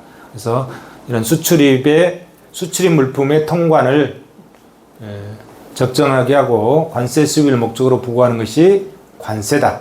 관세. 국경을 통과할 때. 관세는 과세 물건은 수입 물품에 대해서만 관세를 부과한다. 수출 물품에 대해서는 우리는 관세 부과하지 않습니다. 수출품에서는 부과하지 않고 수입 물품에 대해서만 현행 관세법은 관세를 부과하고 있다. 과세 물건은 그래서 수입 물품이다. 수입 물품. 수출 물품에 대해서는 우리나라는 부과하고 있지 않다. 과세 표준. 관세의 과세 표준은 수입 물품의 가격 또는 수량이다. 가격은 종가세, 수량은 중량세 해당이 되겠죠. 과세 환율. 과세 가격을 결정하는 경우 외국 통화로 표시된 가격을 내국 통화로 환산할 때는 관세법 제17조에 따른 날, 다른 뭐라고 되어 있죠? 보세 건설장에 반입된 물품의 경우는 수입 신고를 한 날, 밑에 관세법 17조 한번 볼까요? 관세는 수입 신고 당시의 법령에 따라 부과한다. 수입 신고한 날, 그날을 기준이라는 거죠. 수입 신고한 날, 17조에 따른 날, 그렇게 수입 신고한 날이 속하는 주에, 전주에 외국한 매도율을 평균해서 그 환율을 정한다. 환율을 정하는 기준을 내놨죠. 과세 환율을 적용하는 기준. 그 다음에 이제 관세가 어떤 종류들이 있는가 볼까요? 재정관세. 먼저 첫 번째, 재정관세. 재정관세는 말 그대로 재정 수입을 목적으로 하겠죠. 재정관세는 국고의 수입을 목적으로 한다. 재정 수입, 국고 수입을 목적으로 한다. 재정관세가 가장 전형적인 형태는 국내에서는 전혀 생산되지 않는 생산물의 수입에 대해서 부과된다. 우리 유럽의 여러 나라의 커피, 코코아, 차 이런 것들에 부과한다. 사치품의 수입에 부과하는 사치관세도 재정관세의 일종이다. 이는 동시에 소비 성향 및 사치적 소비의 억제 효과를 지니는 사회 경제적 의의가 있다. 그 다음에 이제 보호관세. 우리나라에서 물건을 만드는 것을 보호해주기 위해서 외국에서 들어오는 거 억제시킬 필요가 있잖아. 이런 걸 보호관세라고 한다. 보호관세. 보호관세는 일반적으로 국내의 산업을 보호할 목적으로 과세하는 조세이다. 수입품의 낮은 가격을 관세에 의해서 높임으로써 국내 생산자의 경쟁력을 보호하기 위한 것이다. 그렇죠? 우리나라에서는 예를 들어서 뭘 하나 살려는데 우리나라 상품은 10만 원이야. 근데 외국에서 들어온 거는 5만 원이야. 그러면 누가 우리나라 거 상품 쓰겠어요? 안 쓰지. 그러면 외국에서 5만 원짜리가 들어오면 외국에다가 100% 관세를 부과하면 그 10만 원이 되잖아요. 이렇게 경쟁력을 강화시키는. 아니면 150% 부과하면은 15만 원이 되잖아요. 그럼 15만 원짜리 쓰겠어요? 우리나라 걸 쓰게 되는 거지. 우리나라 거. 이런 형태. 그래서 국내 산업을 보호하기 위해서 관세를 부과한다. 이런 얘기죠. 육성관세. 유지관세가 있다. 육성관세. 국내의 유치산업 보호를 목적으로 하는 육성관세. 유지관세. 산업을 유지하기 위해서 목적으로 과세하는 유지관세. 보호 대상이 농업이냐, 공업이냐에 따라서 농업보호관세, 공업보호관세로 세분할 수 있다. 보호관세는 금지관세와 제한관세로 나눌 수 있다. 금지관세. 고도의 높은 세율을 적용함으로써 해당 재화의 국내 수입을 거의 금지시키는 효과가 있다. 금지관세. 제한관세. 세율 적용에 의해서 국내 재화 가격을 수입품의 그것과 차별함으로써 국내 산업을 보호한다. 그 다음에 이제 과세 방법에 따른 분류에서 종가세와 종량세. 그렇죠? 종가세, 종량세. 이건 뭐 앞부분에서 우리가 누누이 여러 번 설명을 했잖아요. 넘어가고요. 그 다음에 복합세. 종가세, 종량세 합쳐서 한다. 이런 얘기죠. 그 다음에 이제 관세법상의 분류로 보면 상계관세. 먼저 상계관세. 상계. 서로 없앴다. 뭐 이런 얘기겠죠. 상계관세.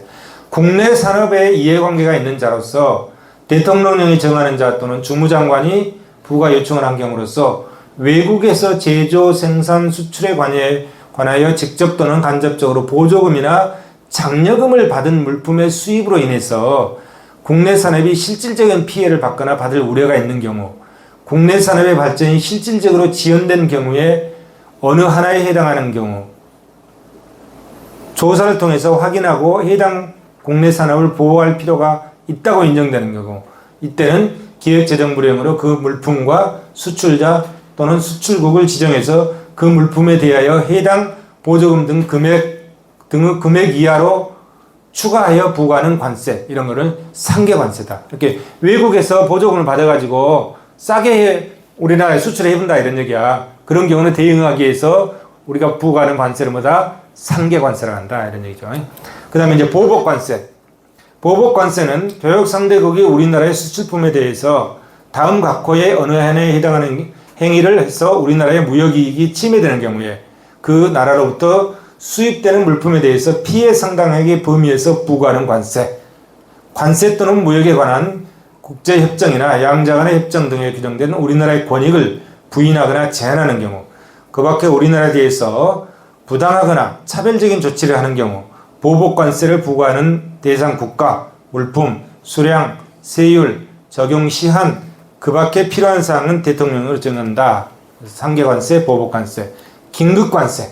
긴급히 필요할 경우겠죠. 긴급관세는 특정 물품의 수입 증가로 인해서 동종 물품 또는 직접적인 경쟁관계에 있는 물품을 생산하는 국내 산업이 심각한 피해를 받거나 받을 우려가 있음을 조사를 통해서 확인되고 해당 국내 산업을 보호할 필요가 있다고 인정되는 경우에는 해당 물품에 대해서 심각한 피해 등을 방지하거나 치유하고 조정을 촉진하기 위해서 필요한 범위에서 추가로 부과하는 관세, 이게 긴급관세이다.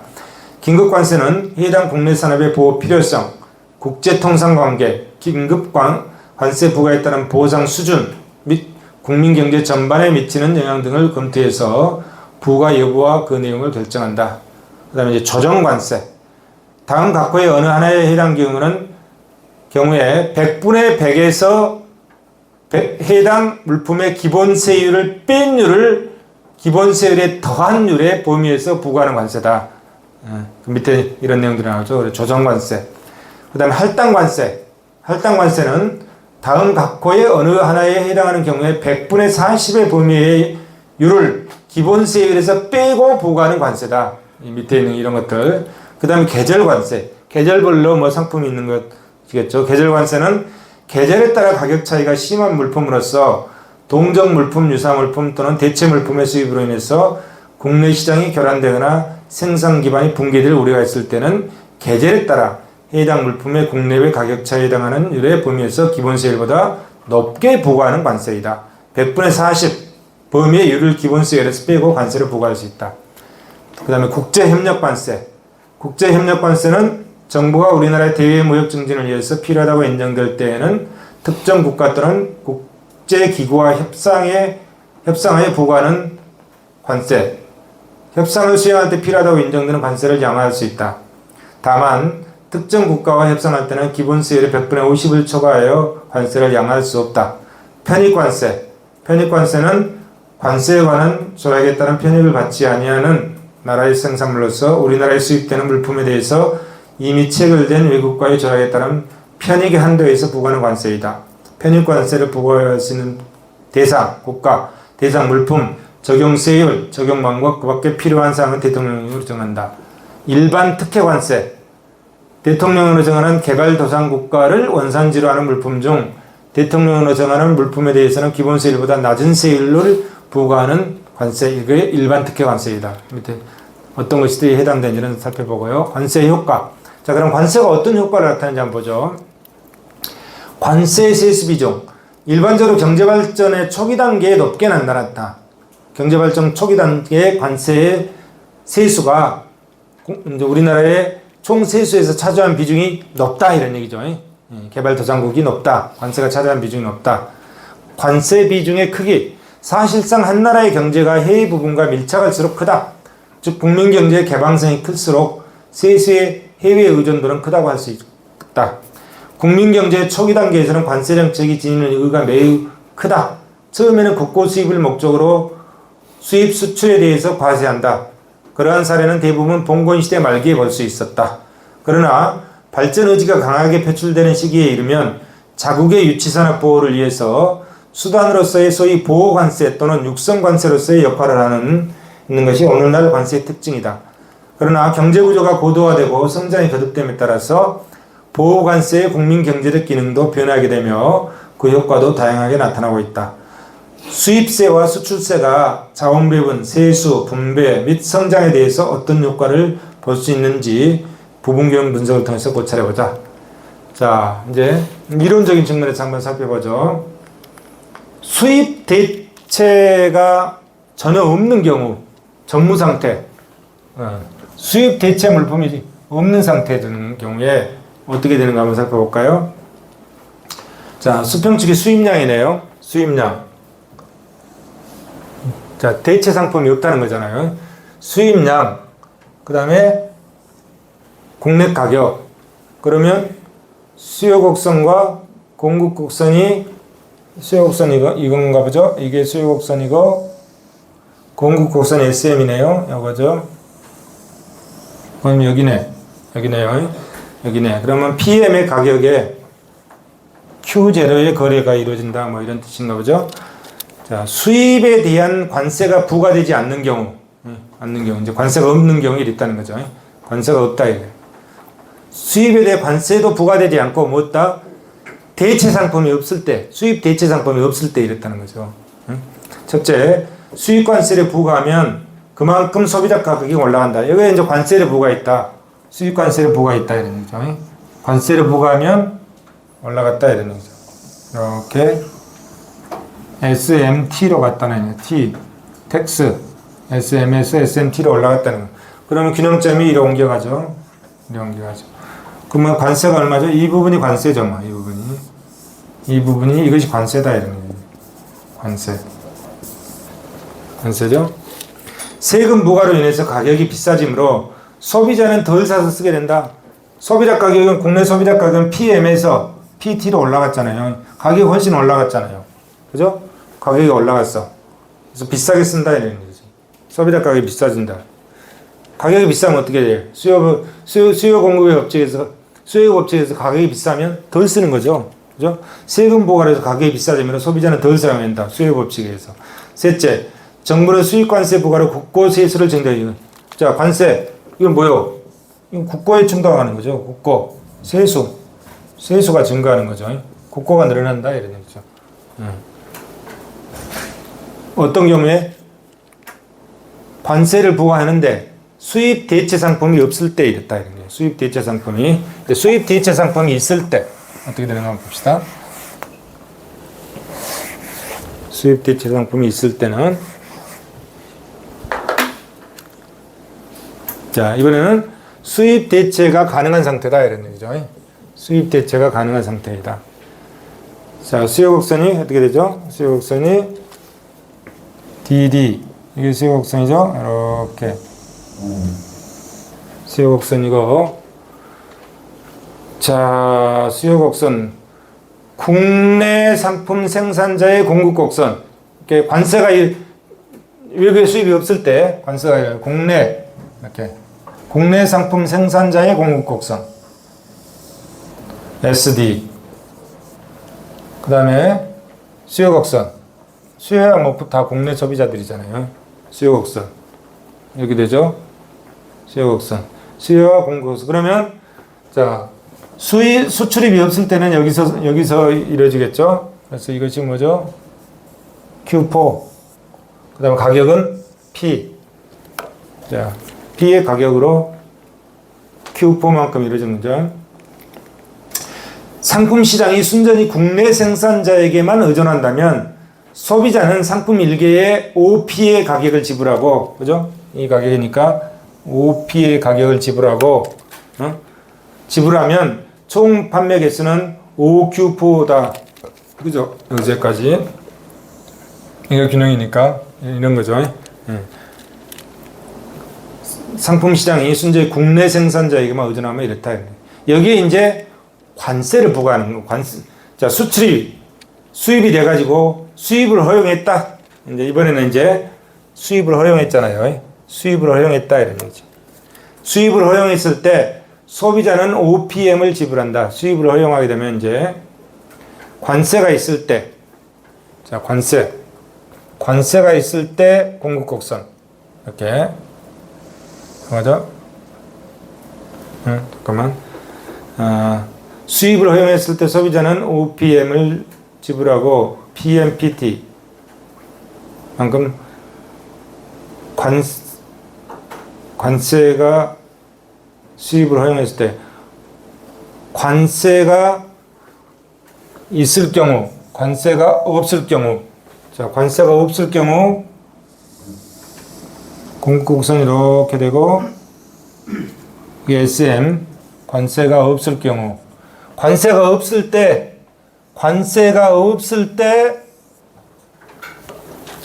관세는 없는데 수입은 해오는데 관세가 없다 이런 얘기잖아요.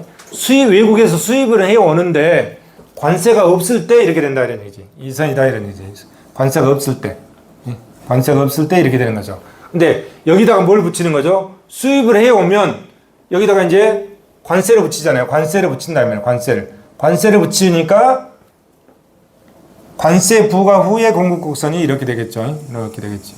이렇게. 그래서 S, M, 텍스, 관세, T 이렇게 표시했다 이런 얘기죠. 이렇게 표시했다. 그래서 수입을 허용했을 때 소비자는 OPM을 지불한다. 소비자는 OPM을 지불하고 PMPT만큼 싸게 쓴다. PMPT 이만큼 싸게 쓴다. PMPT가 여기서 여기까지죠. 자, 소비자는 OPM을 지불하고 PMPT만큼 싸게 소비한다. 자, 이번에는 이제 뭐가 관세를 부과했을 때 관세가 도입되지 않은 상황이라면 상품의 총 판매량은 OQ0이다. OQ0. 자, 총 판매량은 여기서 여기까지다. 이게 관세를 부과하지 않는다면 여기서 여기까지다. 여기니까 이 수요 곡선과 이 공급 곡선이 여기게 되겠죠. 이렇게. 그래서 자, 수입 관세가 도입되지 않은 상황이라면 이 관세가 도입되지 않은 상황이 제일 밑에 거잖아요. 관세가 없을 경우 도입되지 않은 상황이라면 총 판매량은 국내 총 판매량은 여기서 여기까지다. 가격도 여기서 여기까지 싸잖아요. 싸고 가격도 이 가격에 여기서 여기까지가 거래가 이루어진다 이런 얘기죠. 물품을 싸게 많이 소비했다 이런 얘기지. 관세가 없으면. 그런데 그중 국내에서 생산한 상품은 OQ1이며 여기까지는 국내 생산 상품이다. 당초에 공급 곡선이잖아요. 그래서 여기서 여기까지는 이거는 국내 생산, 국내 생산. 그리고 여기서 여기까지는 뭐죠? 수입품이 되는 거죠. 수입품이 되는 거지. 여기서까지. OQ1이며 국내 생산은 OQ1이며 수입량은 Q1에서 Q0까지다 이런 거지.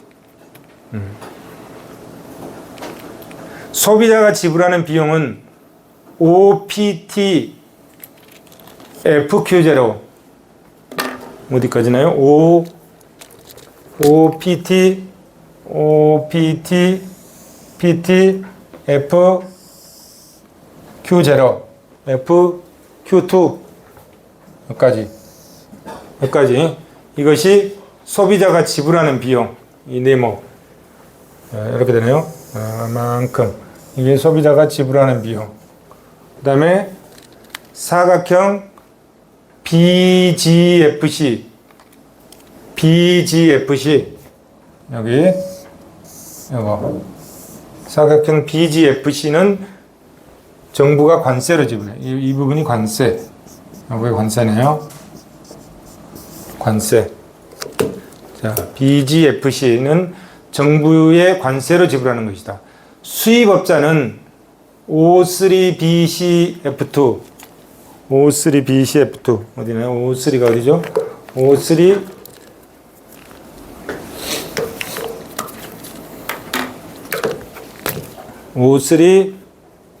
이만큼 O3 BC Q2 O3 BC Q2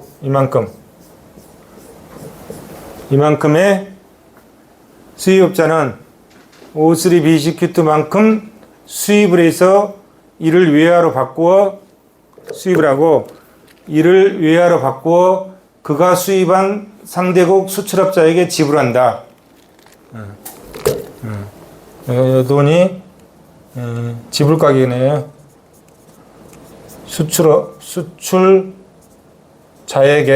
수출자에게 지불 가격. 전체 가격이 이 정도네. 단가 곱하기 수량하면 가격이니까. 그래서 수입 대체 상품이 있을 때 수입 관세의 효과 이만큼. 돈이 국내에서 빠져나간 돈이 이만큼이다 이런 얘기죠.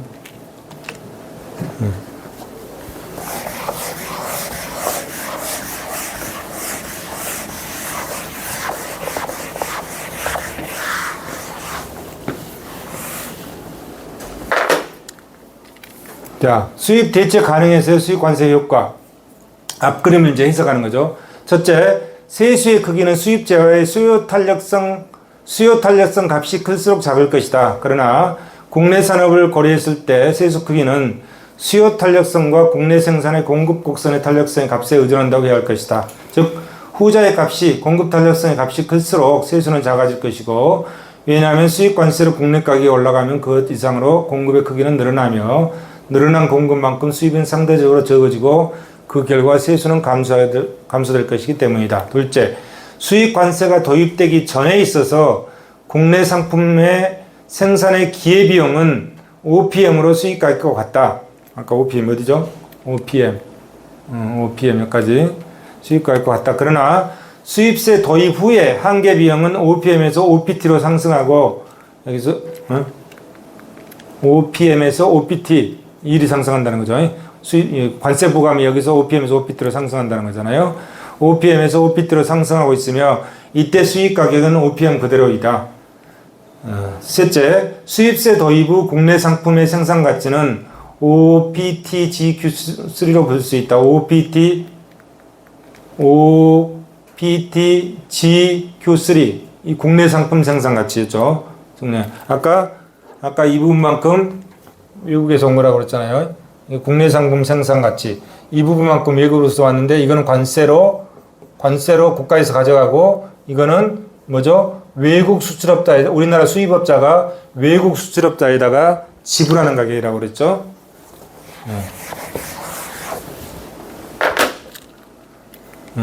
수입세 도입 후 국내 상품의 생산 가치는 OPTGQ3로 볼 수 있다. 그러나 수입세가 없을 때는 OQ3만큼 가치는 OPM-BQ3이다. 따라서 수입세 과세 시 생산의 가치는 PMPTG3만큼 과대평가된다. 쭉 그림하고 연계시켜서 한번 읽어보세요. 과대평가된 부분은 국내 소비자의 추가 부담이 되고 있다. 이 위의 내용은 주로 세수 목적을 위한 수입세 도입의 경우이며 유치산의 보호를 위한 수입세 도입의 경우에는 뒤에서 다른다. 한 가지 이제 확실한 거는 관세를 부과하면 국내 물가가 올라가는 거잖아요. 그러면 미국에서 관세를 부과했다고 하면 미국의 소비자들한테는 굉장히 물가가 올라갈 것 같아요. 그 품목에 대해서는. 하는 것만 좀 보고 자세한 설명은 생략하겠습니다. 이거는 뭐죠? 독점 상태에서의 수입 관세의 효과. 한번 읽어보세요. 그 다음에 수출관세. 우리나라는 수출관세 안 매긴다고 그랬죠. 수출관세에 대한 효과도 있으니까 수출관세 효과도 한번 살펴보시고 요것만 봐서는 잘 모르니까 책에 보시면 책을 읽어보시면 될 거예요. 자, 수입관세는 소비자의 희생을 바탕으로 한 소비자에 대한 보조금. 수출관세는 생산자의 희생을 바탕으로 한 소비자에 대한 보조금. 수출관세는 생산자. 그렇죠. 우리나라에서 만들어서 외국으로 수출하면은 생산자죠. 우리나라에서 보면 생산자. 수입관세는 외국의 상품이 우리나라에 들어와서 우리나라 소비자들이 소비하는 거잖아요. 수출관세 효과. 종량세, 종가세 효과. 우리나라의 관세제도. 즉 관세법에 대해서 자료 정리한 지 너무 오래됐네. 2018년. 지금 2025년인데. 세율. 세율, 이런 세율들이 있고, 탄력관세. 탄력관세 한번 볼까요? 탄력관세라는 개념이 있네. 우리나라는 관세 및 무역에 관한 일반 협정의 가입을 계기로 탄력관세 제도를 도입해서 시행하고 있다. 탄력관세 제도는 관세율이 일정 기간 고정되어 있고 급변하는 국내외 경제정세에 적절히 대응할 수 없다는 점을 감안해서 관세율에 탄력성을 부여함으로써 정책 목적을 원활하게 수행하려는 취지이다. 이와 같은 탄력관세 제도는 무역 자유화가 진행됨에 따라 대부분의 나라에서 채택하고 있다. 현행 우리나라의 탄력관세에는 덤핑 방지관세, 상계관세, 보복관세, 긴급관세, 농림축산물에 대한 특별긴급관세, 조정관세, 할당관세, 계절관세, 국제협력관세, 편입관세, 일반 특혜관세 등을 두고 있다. 관세 환급제, 돈 많이 세금을 냈으면 다시 받아가는 게 환급. 네. 그 다음에 관세 다음에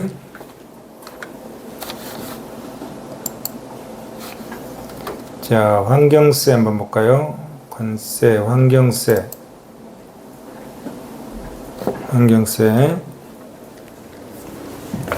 자, 환경세. 소득세, 법인세, 소비세, 자산세, 관세까지 봤잖아요. 환경세, 국제조세, 지방세 한번 보면 되겠네. 네. 자, 환경세. 네, 여기 나와 있는 환경세는 주로 재정학책에 나와 있는 부분을 갖다 그대로 써놨습니다. 환경. 자, 환경 오염이 있으면 오염을 발생하는 기업은 상품을 과잉 공급하게 되고 그에 따라서 자원 배분의 왜곡이 생겨서 시장 실패를 발생할 수 있다. 자, 파레토 효율적 자원 배분은 시장 구조가 완전 경쟁적이고 거래 대상물은 예비성이 없어야 한다. 생산 과정에서 오염물질이 배출되는 경우, 오염물질 때문에 생기는 거잖아요. 그 오염물질이 배출되는 경우를 외부 불경제라고 하고, 이때는 사회적 비용이 사적 비용보다 크게 된다.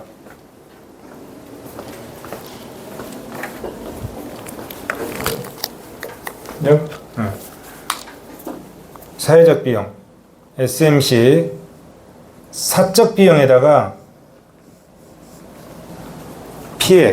피해액을 더한 거죠. 자, PMC, 이게 PMC잖아요. 이게 PMC고, 자, 오염물 피해액이 이렇게 있어. 자, 개별 기업은 공급 곡선이 이렇게 되는 거죠. 개별 기업은. 근데 이 피해액이 있으니까 피해액만큼 플러스를 시키면 이 높이만큼 더 들어 올리는 거잖아요. 그러면 사회적 비용은 두 개를 합쳐서 이렇게 된다 이거예요. 이렇게 된다. 그 다음에 편익은 이렇게 되고 이렇게 된다. 이때 여기는 뭐죠? 편익은 사회적 사적이 같다. 그런 전제자는 하나밖에 없으니까. 근데 이거는 이제 사적 관계비용과 사회적 관계비용이 다른 거죠. 다른데 수요 측면에서 두 개 서로 같다는 전제에 지금 하는 거잖아요. 그래서 시장 균형은 어디서 이루어지죠? 여기서 이루어지는 거잖아요. 시장 균형은. 근데 개별 기업은 어떻게 돼요? 개별 기업은 여기서 이 가격에 이만큼 생산하잖아요. 이만큼. 이 균형점 여기니까 이 가격에 이만큼 생산한단 말이에요. 근데 사회 전체적으로 보면 이만큼만 생산해야 돼. 이만큼만. 너무 많이 생산하자. 이만 과잉 공급하는 거죠. 과잉 공급. 어디 있죠? 과잉 공급. 과잉 공급. 너무 많이 생산해요. 이 환경 오염 때문에, 이 SMD라는 환경 오염 때문에 이만큼 과잉 공급을 하는 거죠. 과잉 공급. 그럼 어떻게 해야 돼요? 이 과잉 공급액을 이 사회적 양만큼 줄여줘야 되잖아요. 이걸 줄여줘야 되잖아요. 줄여줘야 되죠? 이걸 줄여주려면 어떻게 줘야 돼? 세금을 통해 줄여준다. 이런 얘기. 세금을 통해서. 그래서 이 PMC 곡선을 자, 세금을 통해서 이렇게 들어 올리는 거예요. 이렇게. 이렇게 들어 올리는 거예요. 이렇게. 그러면 이 곡선은 뭐야? PMC 플러스 텍스. 세금이 이렇게 되는 거죠. 들어 올리는 거지.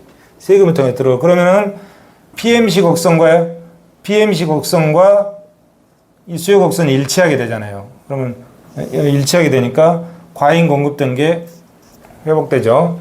그래서 그 역할은 뭐가 한다? 이것이 이게 세금이다 이런 얘기죠. 세금이. 텍스. 이 세금이. 이걸 뭐라고 한다? 환경세라고 한다. 이걸 환경세. 이걸 환경세라고 한다. 환경세 지금 보고 있잖아요. 이걸 환경세라고 한다 이런 얘기죠. 그래서 자, 시장균형. 시장균형은 이거죠. 시장균형. 사회적 균형은 여기죠. 사회적 균형. 시장은 여기고 사회적 균형은 여기죠. 사회적 균형만큼으로 줄여준다. 과잉 공급을. 그것은 뭐가 줄여준다? 세금이 줄여준다. 이렇게 시장 실패가 이렇게 일어났죠. 이건 시장 실패만 설명하고 있는 거죠. 이 부분에서는. 저는 이제 어디까지 설명했죠? 이 시장 실패에 대한 해결책으로서 이 환경세를 부과해서 이 PMC 곡선을 환경세를 부과해서 이만큼 들어 올린다. 그러면은 사회적 한계변과 일치하게 되잖아요. 그럼 생산량이 줄어드는 거죠. 과잉 공급을 없애주는 거죠. 이것이 환경세다 이러는 거죠. 이렇게 부과하는 세금을 뭐라고 한다? 환경세라고 한다 이러는 거죠. 뒤에 나오는 부분까지 지금 설명을 다 한꺼번에 했습니다. 자, 그러면 자, 환경정책의 편익. 환경정책 편익을 어떻게 계산하는지 쭉 뭐가 있는가 한번 볼까요? 편익, 지브르사 접근법, 회피행위 접근법, 해독익 가격 접근법, 조건부 평가법 이런 거에 의해서 편익을 측정한다 이런 얘기죠. 편익을. 그 다음에 이제 비용, 행정비용과 전수비용, 사회적 비용, 환경세 제도. 이제 여기 아까 보이죠? 여기 빗금침만큼 이만큼 과잉 생산이 되니까 줄였잖아요. 이게 시장 균형, 이게 사회적 균형. 그래서 PMC 곡선을 텍스만큼 들어 올려서 일이 일치시켜줬다 이런 얘기잖아요. 앞부분에서 설명했죠. 이걸 뭐라 한다? 환경세라고 한다. 이걸 환경세라고 또 그걸 피구가 분석했다 해서 이걸 뭐라 한다? 피구세라고 한다. 이걸 피구세. 이 세금을 피구세, 환경세, 배출세라고 한다 이런 얘기죠. 환경세 이해되시죠? 자, 문제점. 첫째, 현실적으로 최적 환경세율이 도출이 용이하지 않다. 둘째, 위에서 분석하고 있는 최적 환경세율은 완전 경쟁 시장을 전제로 한 것이다. 그러나 현실은 불완전 경쟁 시장이다. 셋째로, 실제로 환경세율을 누구에게 부과하느냐?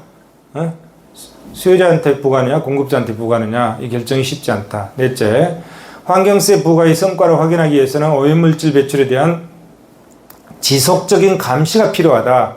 그와 같은 감시에 문제가 있다. 감시하려면 사람이 따라붙어야 되는데 공무원 더 뽑아서 그렇게 하기도 쉽지 않다. 뭐 이런 얘기겠죠.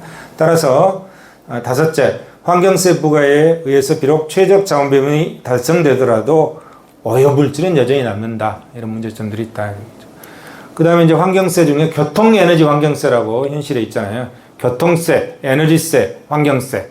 그래서 교통에너지 환경세라고 그러죠. 합쳐서. 그래서 교통에너지 환경세법. 이렇게 목적. 교통과 에너지와 환경세법은 도로, 도시철도 등 교통시설 확충 및 대중교통 육성을 위한 사업, 에너지 및 자원 관련 사업, 환경의 보존과 개선을 위한 사업에 필요한 재원을 확보하는 것을 목적으로 하고 있다.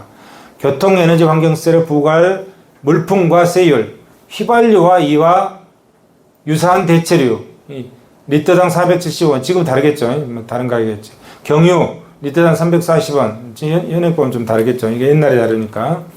과세 물품의 세목은 법에서 정하고 있다. 세율은 국민경제의 효율적 운영을 위해서 교통시설 확충과 대중교통 육성 사업, 에너지 및 자원 관련 사업, 환경의 보존 개선 사업 및 유가 변동에 따른 지원 사업, 필요한 재원의 조달과 해당 물품의 수급상 필요한 경우에는 그 세율의 100분의 30의 범위에서 대통령령으로 조정할 수 있고 탄력세율을 적용하네요. 적용할 과세 물품과 세율은 달리 정하고 있다. 납세 의무자, 과세 물품을 제조해서 반출하는 자, 이 자가 납세 의무자다. 과세 시기, 교통에너지 환경세는 과세 물품을 제조장으로부터 반출하거나 수입 신고를 하는 때 부과한다. 과세 표준, 다음 각호의 교통에너지 환경세 과세 표준은 다음 각호와 같다.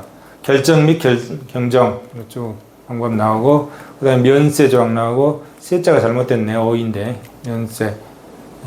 환경세 살펴볼까요?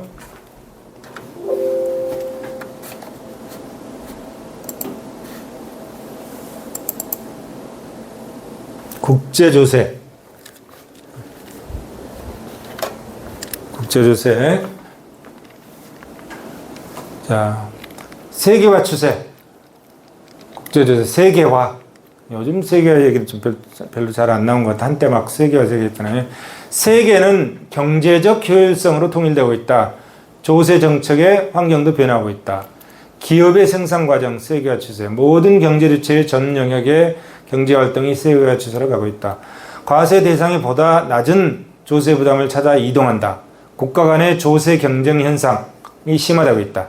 과세 대상 자국에 유치하기 위해서 효율성과 공평성의 경제적 가치를 훼손시키는 경향이 있다. 지금 미국도 그러잖아요. 트럼프도 저 나라에 와서 만들려고 그러잖아요. 공장을 미국에다 세워가지고. 세계화 추세.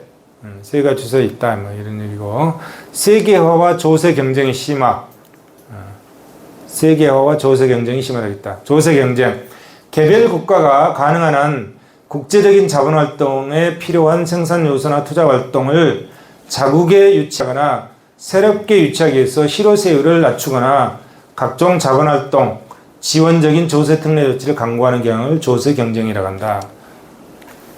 조세 경쟁은 폐쇄 경제일 경우 특정 국가가 선택하였을 체계보다 덜 바람직스러운 세율 구조나 조세 수준을 선택하도록 압력하고 있다.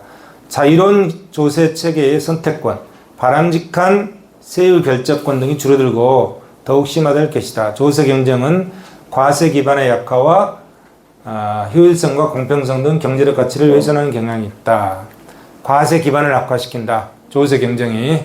그 다음에 효율성을 저하시킨다. 조세 경쟁이. 이동성의 차이와 효율성 참고하시고요. 공평성의 약화. 자, 국제조세. 국제조세. 국제적 경제활동에 대한 과세를 국제조세라고 한다. 국제적 경제활동에 대해서 세금을 과세하는 경우를 국제조세라고 한다. 국제조세 조정에 관한 법을 국제조세법이라고 한다.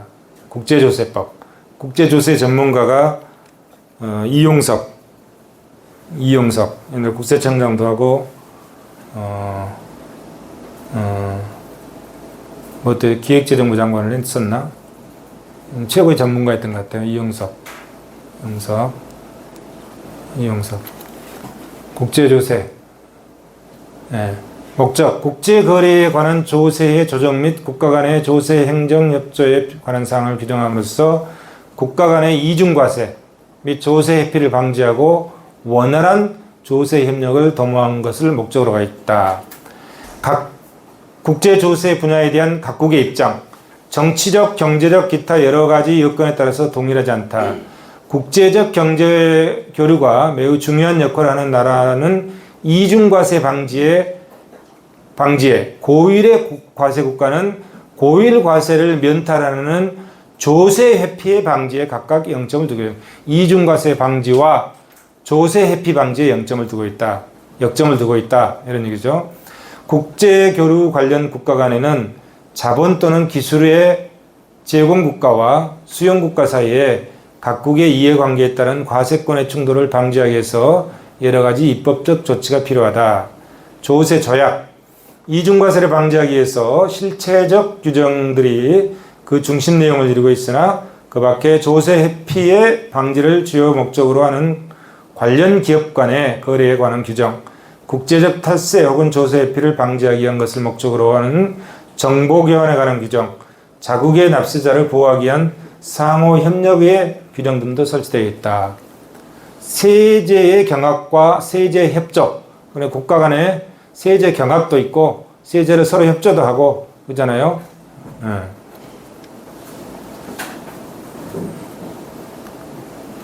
자, 국가 간 국제 조정과 회피 교과서 참조하세요. 여기도 정리를 다 못했네. 쭉 넘어가죠.